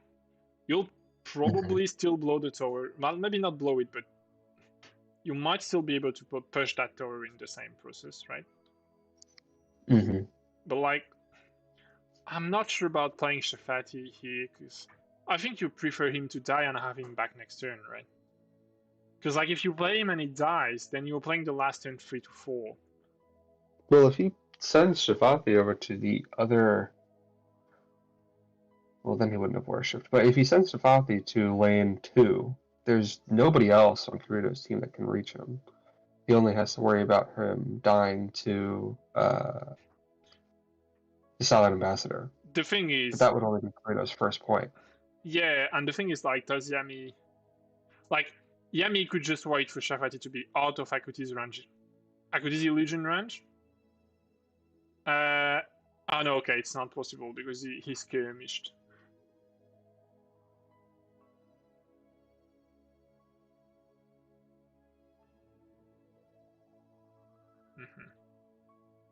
So 0 flipped on the skirmish on Yami. What is the +3 for? For No, that was the skirmish. The 0 was his predict. He had discarded. Yeah. And swapping with his illusion, kind of putting himself right into the fray. Maybe just to pump more damage onto Yuki, though he is marked. He's marked, yeah. Oh! Okay, mark doesn't matter there. Okay, that's gonna be 4 plus piercing on Miyuki and Ekrid. Okay, that's rough. Yeah, well spotted, Eric. That was indeed a soul scream.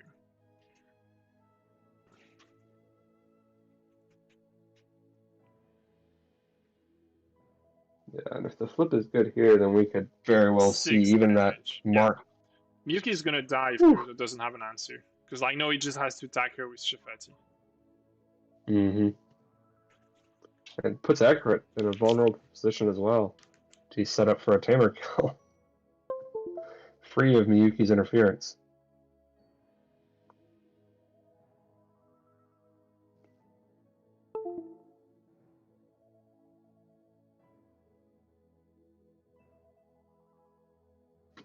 Yeah, if Kirito can deny the two.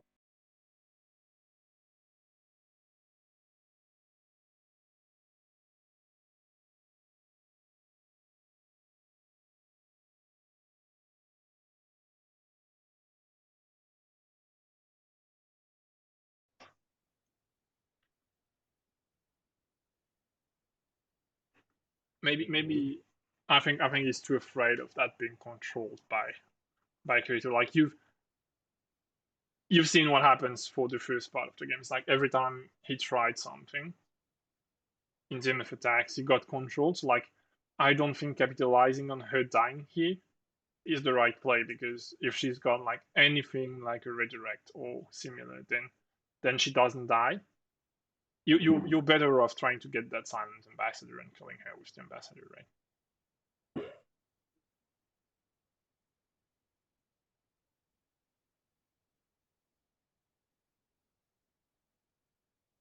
Yeah, and we haven't seen her ultimate, so it could very well be in hand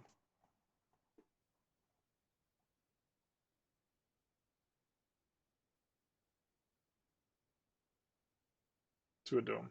Yeah,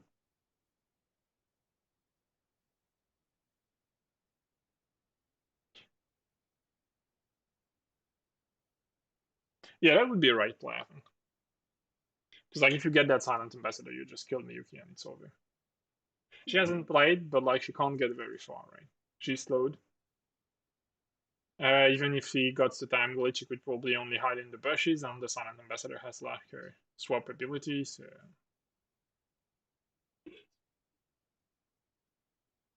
yeah, it's gonna be. Oh, he might no, he can't suicide her, because like if he attacks the ambassador, GrayGhost chooses what to do with. So yeah, the right play is just to do nothing with the ambassador, move her away or something like, or attack someone else actually.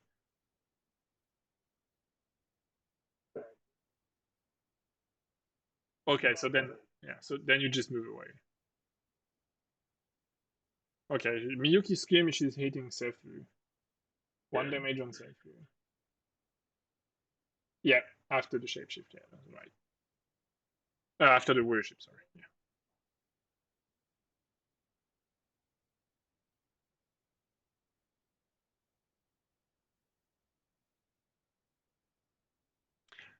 Yeah, but Ekrid is not that easy to take down. Well, you still have Sethu though, so like, yeah, maybe. Yeah, maybe actually. That is not impossible. But it would take you a lot of action. Like, you would need a move to be in range, and then you would need, like, yeah, it has a lot of cards. So you would need to drop the illusion, so you would have an attack action left. And with four mana. Oh, it's in range of Ekrid. Yeah, okay. Yeah, that is correct. But it's not in range of you can't get the soul scream off of the illusion if you've got one there. Well, you can, but it's meaningless. Yeah, you would have to worship. Yeah, it's in range of nightmares now, but I think they've been played not long ago. So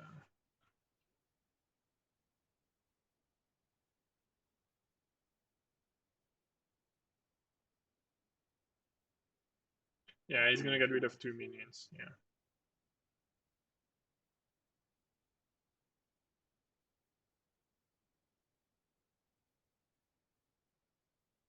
Well, that kind of tells that he's.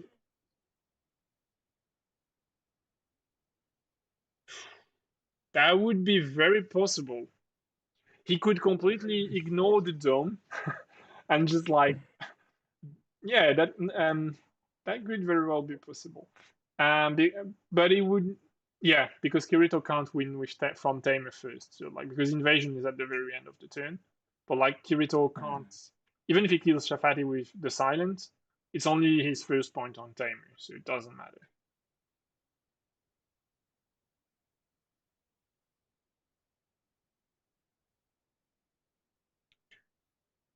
Okay, that's interesting.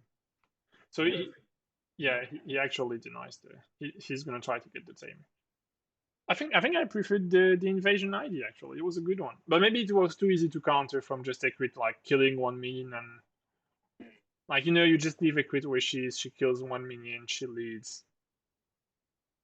Yeah, maybe it's not that that much of a good idea because it's too easy to counter. But I mean, she plays before you do, right? So like you always have the ability to then take the dawn if that's what she does. Well, which you can still do, by the way. Like by putting Akuti here, you actually don't commit on much because like you can still adjust and take either the dome or the invasion based on what Kirito does. I think that's where Kirito has a problem. Is like no matter what he does, there is a likelihood that GrayGhost is just gonna answer with the other option.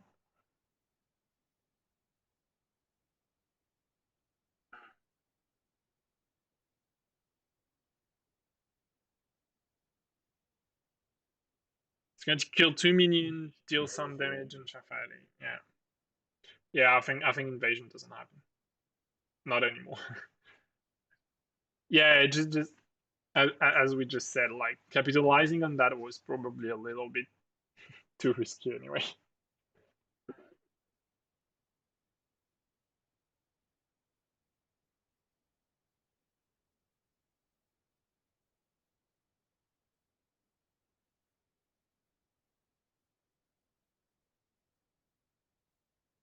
Yeah, you would win by 7 if you don't move your heroes because you've got 2 minions, 2 heroes, and a lead of 3. So like, yeah, she has to stay here. Oh, you could even have like 3 heroes and 2 minions. Yeah, you would win by 8. So yeah, you definitely have to stay here.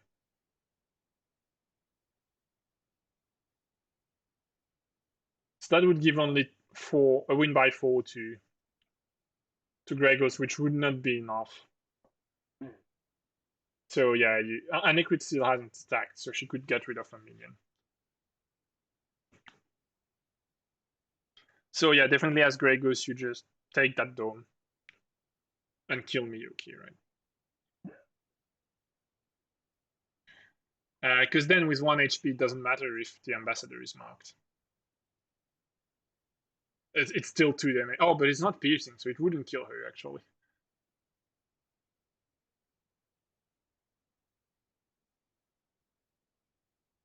Yeah, well, you would need to flip like 2 plus 0 and a plus 1 on the potential skirmish, right? So like that's unlikely, not impossible, but unlikely.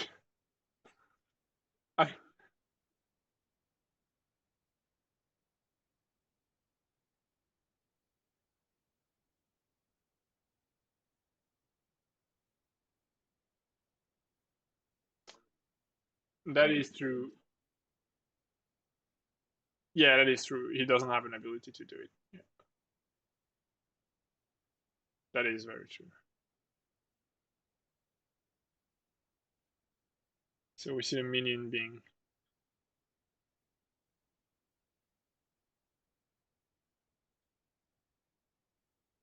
Yeah, we see a quick shot on the minion from the illusion and the attack from a crit going.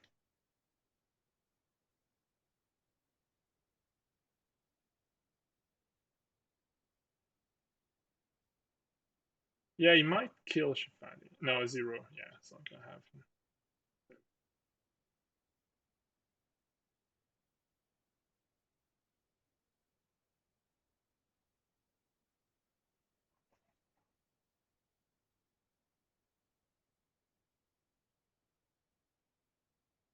Yeah, I think GrayGhost only has to take the ambassador and you won here.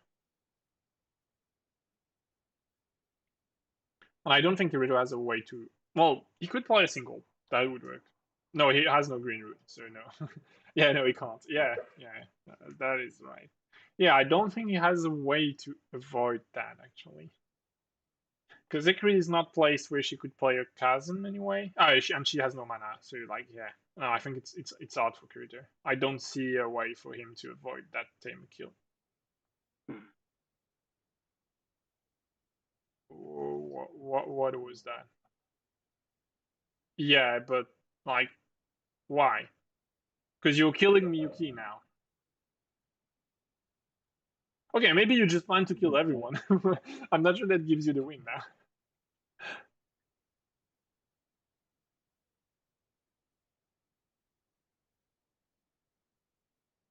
Yeah, it is a weird decision, I think. I'm trying to understand, having a look at the decks and trying to understand if there is something specific he's afraid of. But oh, yeah, we haven't seen Yami's ultimate, but it doesn't matter because her positioning doesn't allow her to do something extremely meaningful with it. Um,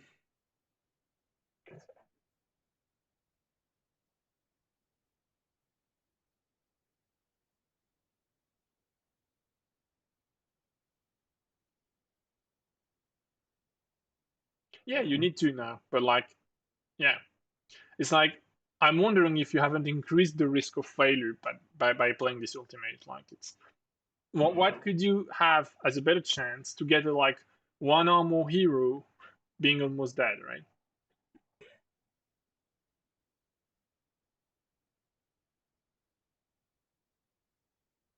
Yeah, exactly. Yeah, that was a weird choice. Maybe he has a reason for it, but like I don't immediately see it. It's gonna be a disarm. Yeah, he's gonna change something into a disarm, right? To slow into a disarm, probably. Yeah. Oh, oh yeah, Miyuki's gone. Yeah, sure. Ew, that's bad. That is bad. I mean, we've been talking about time glitch since the beginning of the game, so someone had to play it at some point. Okay, so the thing is, like, now you're back in the same position, but Yami has like one more HP than Miyuki had, right? And it costed you a lot of card and actions. I'm just not sure what it actually brings you.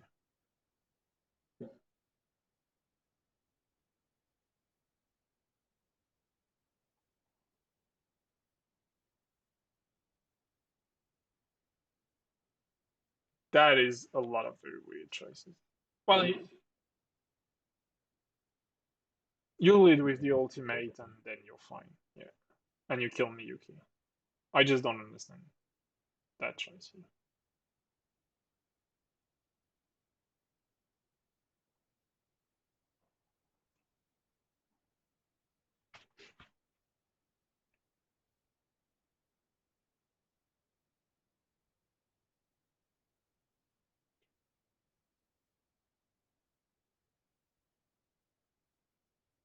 Mhm.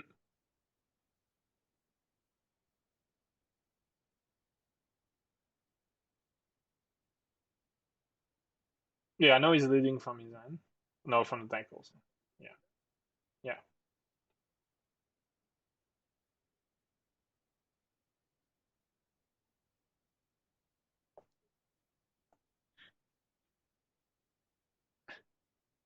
Yeah, that would be a bummer, right?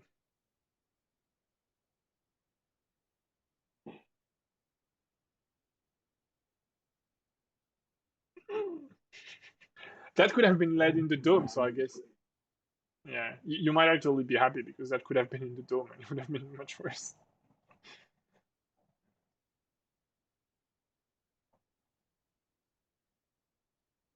Kirito needs to spawn 2 more minions on that lane now.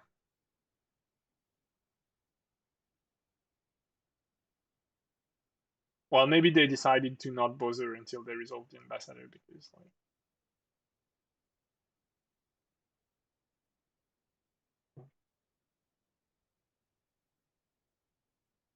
yeah, I can hear you.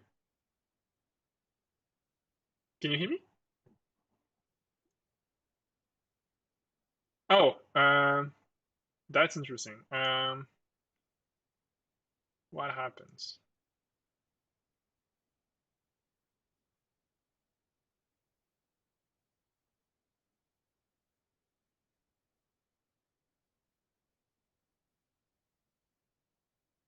And there's the Okay, chat. dichotomy. Is that any better? Can you now hear Mathais back?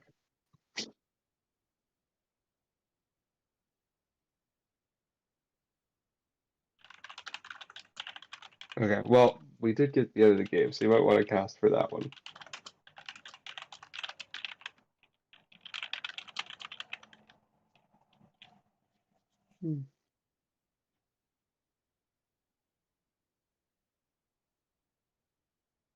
Yeah, Kirito is just throwing away his cards. I think it's the end.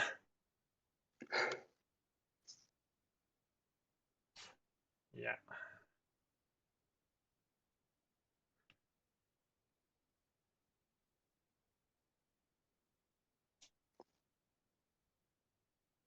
So yeah, GrayGhost does take the win. Dethroning Kirito after only his first week here. Yeah. I mean, so it just shows one thing. It's like if you remove him Breathlow, then he's not as good as he is with him.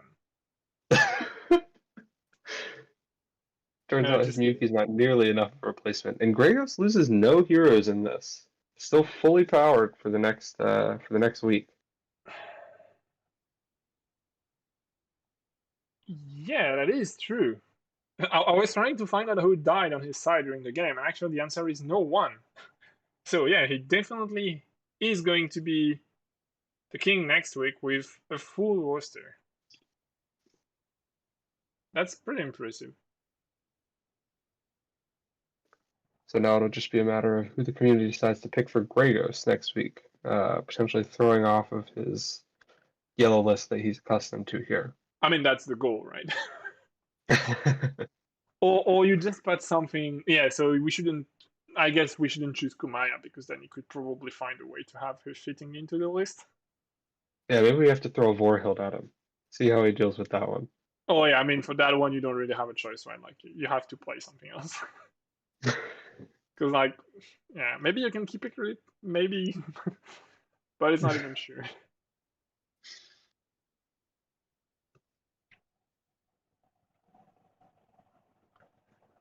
Yeah, the thing is, like, I think if I remember correctly, we asked Ricardo to play for Hill like 2 weeks ago. So Yeah, I think we might have to drop that one.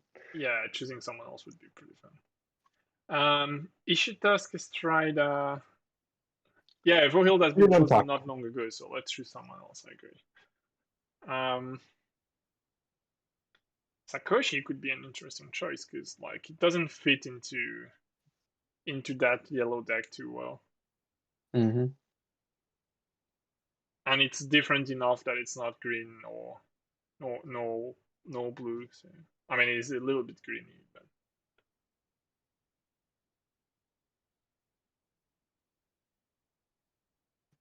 so do we want to go and interview the players? I know I see they're discussing their moves, but Yeah, sure. Let's hop in there. okay, let's jump. Go. Okay, I'll just I can still splash for the one hero, but green makes it a little bit harder. Hey guys. Hey. Awesome game. Absolutely awesome. This interaction with the redirect and the illusion was really, really good. Yeah, I like the Nightmares Incarnate that Kirito did there. Kind of threw off everything. Yeah, well, I shouldn't. I needed it for the Ekrit illusion or the Sethur illusion. I should just not have done it. I should have just let the attack hit the illusion. It has It's interesting now that we have kind of the control pair to left breach, right breach in Siege and Invasion, and kind of seeing how it shifts this game here. Yeah. Once again, focusing it into these kind of split lane scenarios. Yeah, we were actually saying before the game. We both said if we had to pick 3 victory conditions that were the worst for us, these are the 3 we would have picked. So we were neither of us one of these victory conditions. Yeah, those ones flipped. I'm like, great. I don't even know how I'm gonna play this game. I mean, I think you were thinking the same thing, Kirito. What are we gonna do? Yeah, I was kind of thinking a combination of 1, not losing to Siege or Invasion, 2, Nexus, and 3, Tamer. I'm like, I'll get Nexus or Tamer. Yeah. we kind of felt it during the first 2 turns, right? Like even the beginning of the third turn was really like it was pretty even on both sides. We were exchanging blows, but like none of the victory conditions at that point was looking very likely. And then suddenly someone slipped and it went very fast. Yeah. I was hoping to use I wanted to round 1 put Ekrit over into here with the lead, and then time warp into the dome, but I misplaced my Miyuki, so I had to use the time warp there instead. Okay, so that wasn't a bait. That was actually a mistake. Yeah. Because we're like, maybe he just placed her here, knowing he had the time warp to force his opponent Ekrit to spend his whole turn doing something that was like a complete nonsense. Yeah, you should not have said it was was a mistake, basically. I wish it was that smart. Oh, and the other question, Kirito, that skirmish onto the Silent Ambassador, it looked like, was there a reason for it? It was more like I was gonna be moving away, so it wasn't really do damage to me at all. So I figured, oh, this looks like a fun play. That's exactly what we guessed. I literally did it because I'm like, oh, that looks fun. I'll do it. Why not? Oh, well, because you shouldn't. Because that. Yeah, and then I was screwed over because I couldn't get Ekrit over. It was going to be too painful to get Ekrit over. Yeah. But we were talking about before. If I messed up by leading with the Ekrit ultimate, because I could have moved here, attacked the illusion, and then placed my illusion here and pushed two heroes like out over here. Probably killed a hero because he had the double discharge. Killed a hero or 2. Oh yeah, that would have been nice. Yeah, because then his heroes are taking the discharge damage. That would have been a great play. Yeah, and also I push this dude out of the lane. I blow up his tower on that turn. Yeah. But I led with the Eye of the Storm earlier in the round, and it kind of messed me up. Yeah, that's a very right point. I have a question for you, GrayGhost. At the very end of the game, sorry, Kirito, you wanted to add something. I was gonna say if I had the Eye of the Storm, then that play that caused him to put the Sound Ambassador here to set up the discharge would have actually worked in my favor. Yeah, makes sense. It would have been like a little bit out of control as like consequential damages, but like it would have been very, very fun to see, and yeah, definitely would have been much, much more favorable to you. The question we had, GrayGhost, is like, why did you play the Sephiroth's ultimate at the end? Because like the Miyuki was at 2 HPs, right? And it felt pretty safe that you would take the dome and kill her with the ambassador anyway. If you had led this ultimate from hand, so we were wondering like what was the reason behind it? I guess I didn't think about leading with that card from hand. It never quite occurred to me. Which, thinking about it now, I probably should have done that. I was hoping you would have kept Ekrit close to the dome, because I could have. I thought he had the card, and I was just trying to bait it out. Were you playing Cage Soul? Were you trying to bait out Cage Soul? Yeah, I was trying to bait it out. Yeah, it was when you checked my discard. It was in there, and I missed it. I don't know. I missed it. I knew you were playing around it though. So I was trying to take advantage of that. Yeah, and the thing is, like, if the Silent Ambassador does the kill, it doesn't matter because like you can't play the card at that timing, right? It's like we felt it was a bit of an unnecessary risk. It turned out to be all fine anyway, but like we were trying to figure out what was the reason behind. I was just really hoping for the double 0 mana blind lead. Yeah, exactly. That's where the risk was. Well, there was one, but it happened on the lane, not in the zone. Yeah. But like, even if he did have it, like, I still don't really know how I win at that point. Like, yeah, it's just the risk of putting it towards later rounds, and also, I mean, for all we know, maybe it denies more heroes for later weeks. That is true also. I think yeah. I think my last judgment plan was you asked. Not, I kind of realized what I was planning now. I wasn't going to hit Miyuki if he pulled it out. That's why I targeted Yami. I just would have set up the AoE so that it only hit Yami, and then I would have just focused on hopefully taking her out with Seth through an Ekrit by the end of the round. Yeah, okay. I think that's what my idea was. I don't know if it's a good idea, but Well, at least it it makes was sense. the only thing I thought of. Yeah. Yeah, and theoretically, I could have, if this last card wasn't exhaustion, but was a decree of Karumo, and you left Miyuki alive, I could have marked the Silent Ambassador, and then you wouldn't have been able to do as much damage to me. Yeah, but Yeah, like the thing is like if you don't kill the Miyuki, then the Siren just attacks Miyuki, right? And she's at 2 HP. She has 1 armor. So like the base attack is Right. like there is a chance you don't die, but he needs to flip 2-0 and a 1 or less, which is like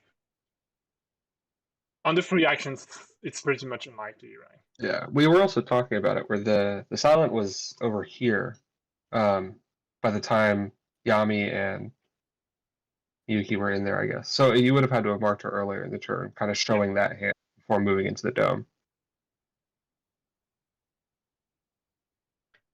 What was that? Yeah, the decree would have needed to happen before you move Yami or Miyuki into the dome because the silent was outside of the dome. So like to be able to target her with the hero who played the decree of Kurumo, then you would have needed that to happen earlier during the turn. So like I guess it still exposes you to like a potential release the spirits or something like that to clear it off the outsider. Mm-hmm. I mean, it doesn't mean it necessarily has it, but there is a risk. But like even if for somehow he doesn't win that turn, like I still am not in a position where I can like I think my only way to win at that point is through Nexus Destruction, and like it's gonna be so difficult to get that because he's gonna get Nexus. Like there's not really anything I do, but unless I draw a Wind Blast and kind of get a hero over there to, clear that up with but. At that, like even doing that doesn't really help me. It's just like okay, then I'm still gonna lose through tie breaks at that point because he's way ahead on kills and. So yeah, the like, Nexus Destruction on low health Yami. Even if I don't win, there's no way I can really. Even if I don't lose that, there's no way I really win. Mm-hmm. Mm-hmm. Yeah, what you mean is like even if you don't win now, there is no way you don't lose. Well, even if you don't lose now, there is no way you don't lose the turn after, right? Because like the tiebreakers, it was a big long shot. Like I guess if miraculously he isn't able to kill any of my heroes, including Miyuki there or whatever, then like I can kind of just throw everyone over in this lane. But it's like I'm behind on cards too. Yeah. Yeah, that card difference after the turn where GrayGhost took the free control tokens was huge. Yeah, that Mm-hmm. that messed me up. I wasn't thinking that that Shafati could get out of the way, so I was thinking that that Akima would be safe here and not be able to be pushed in because of the hero's position. But then he moved Shafati out of the way. I'm like, oh shoot.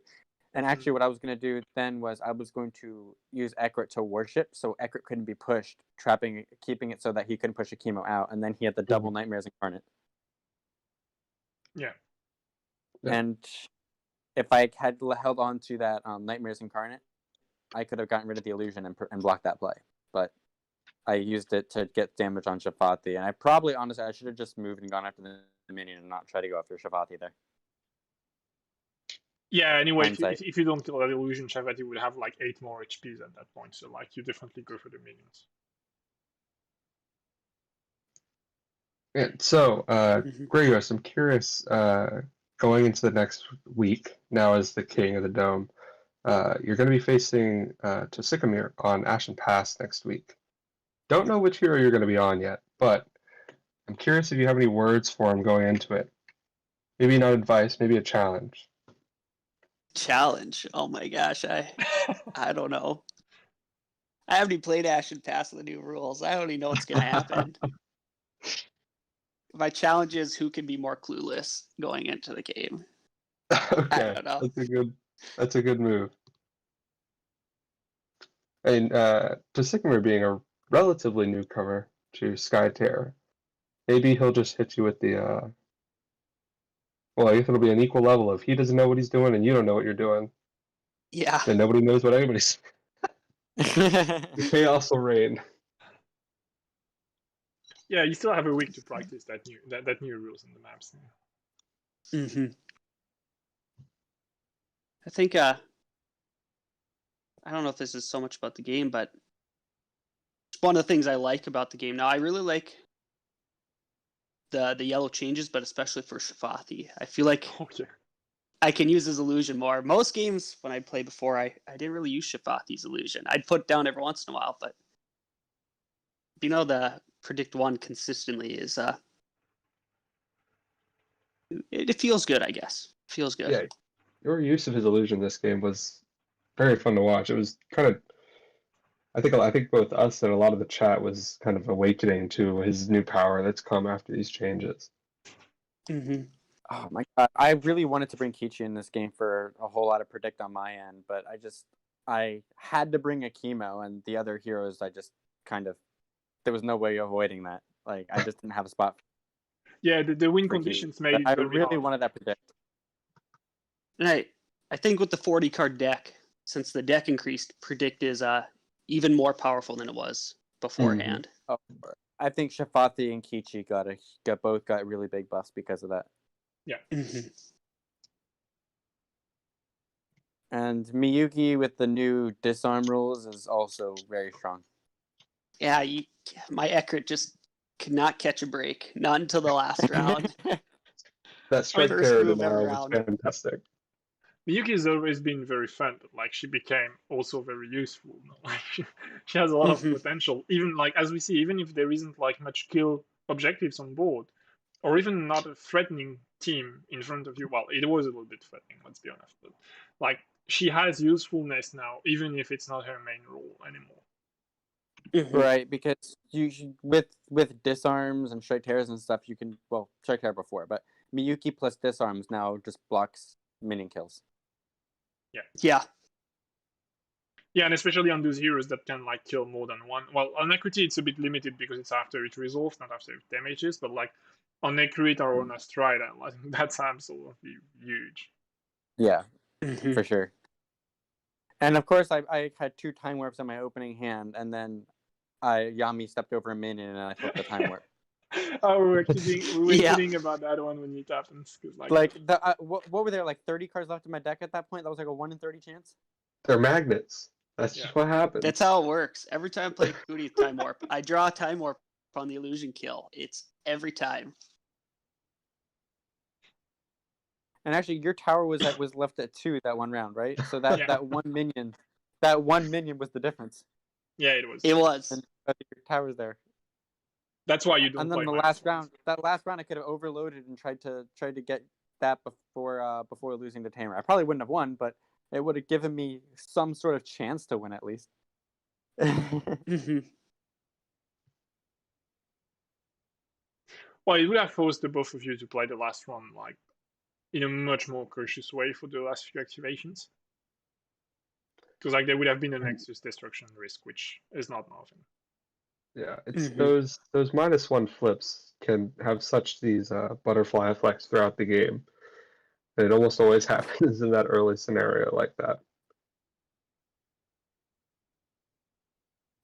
Yeah, it does. I haven't really had that issue, but there's only with 40 cards and 3 -1s though. The odds are low, and I feel like Time Warp is reasonable enough to run, but sometimes it happens, and it's a risk you pay. Mm-hmm. I just wish I could draw my Time Warps. I just wish I could draw my Time Warps in the hand more often. Quit flipping rather them. than flipping Give them. them to my hand. Yeah, that makes sense. You're running dodge though instead of Time Warp in that deck, right?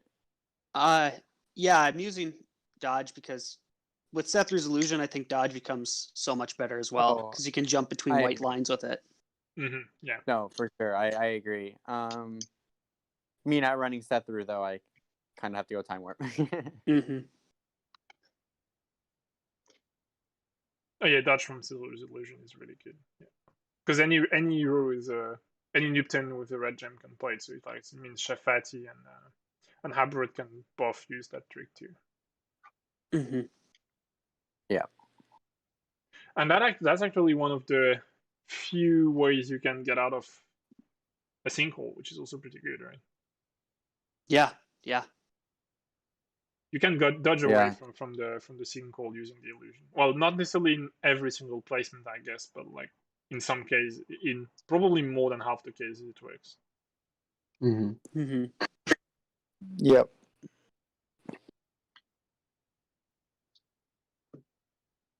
And then a Nightmare Incarnates drops on the illusion. Yeah. Yep. It's one of the few times my illusion's been Nightmares Incarnate, and it never feels good.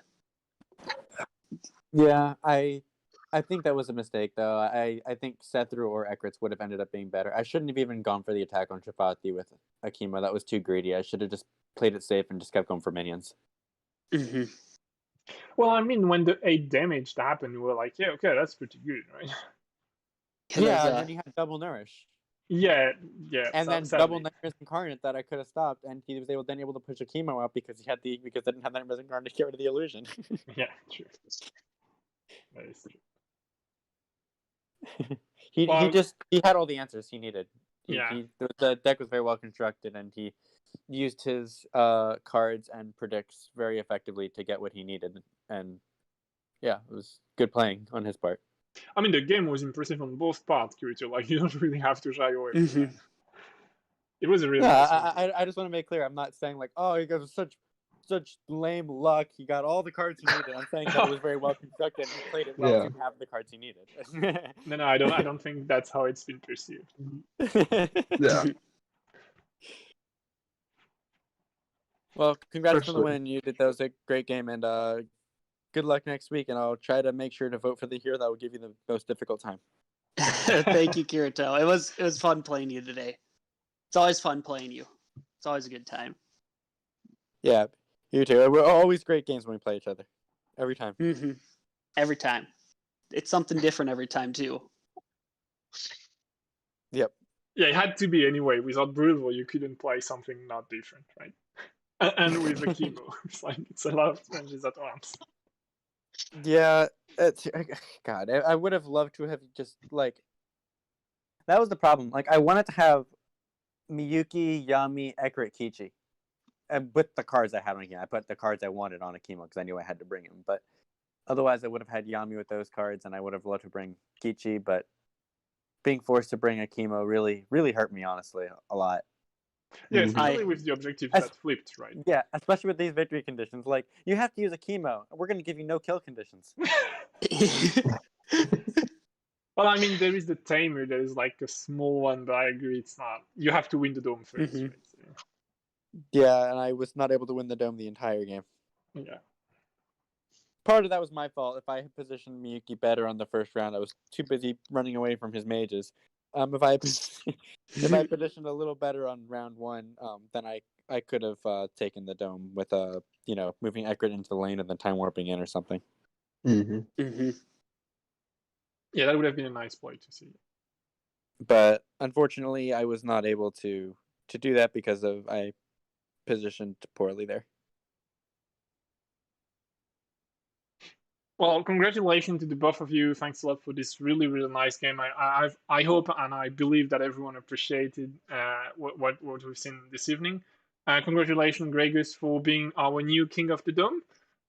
Next week, you're going to be facing Tojikamir as the challenger. I hope you're going to enjoy the restrictions that are going to appear to you during the week at some point.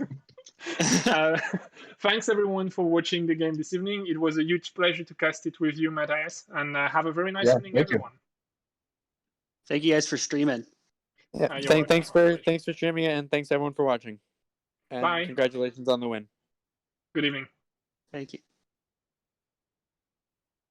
Okay, good. We are fine, guys. Alrighty.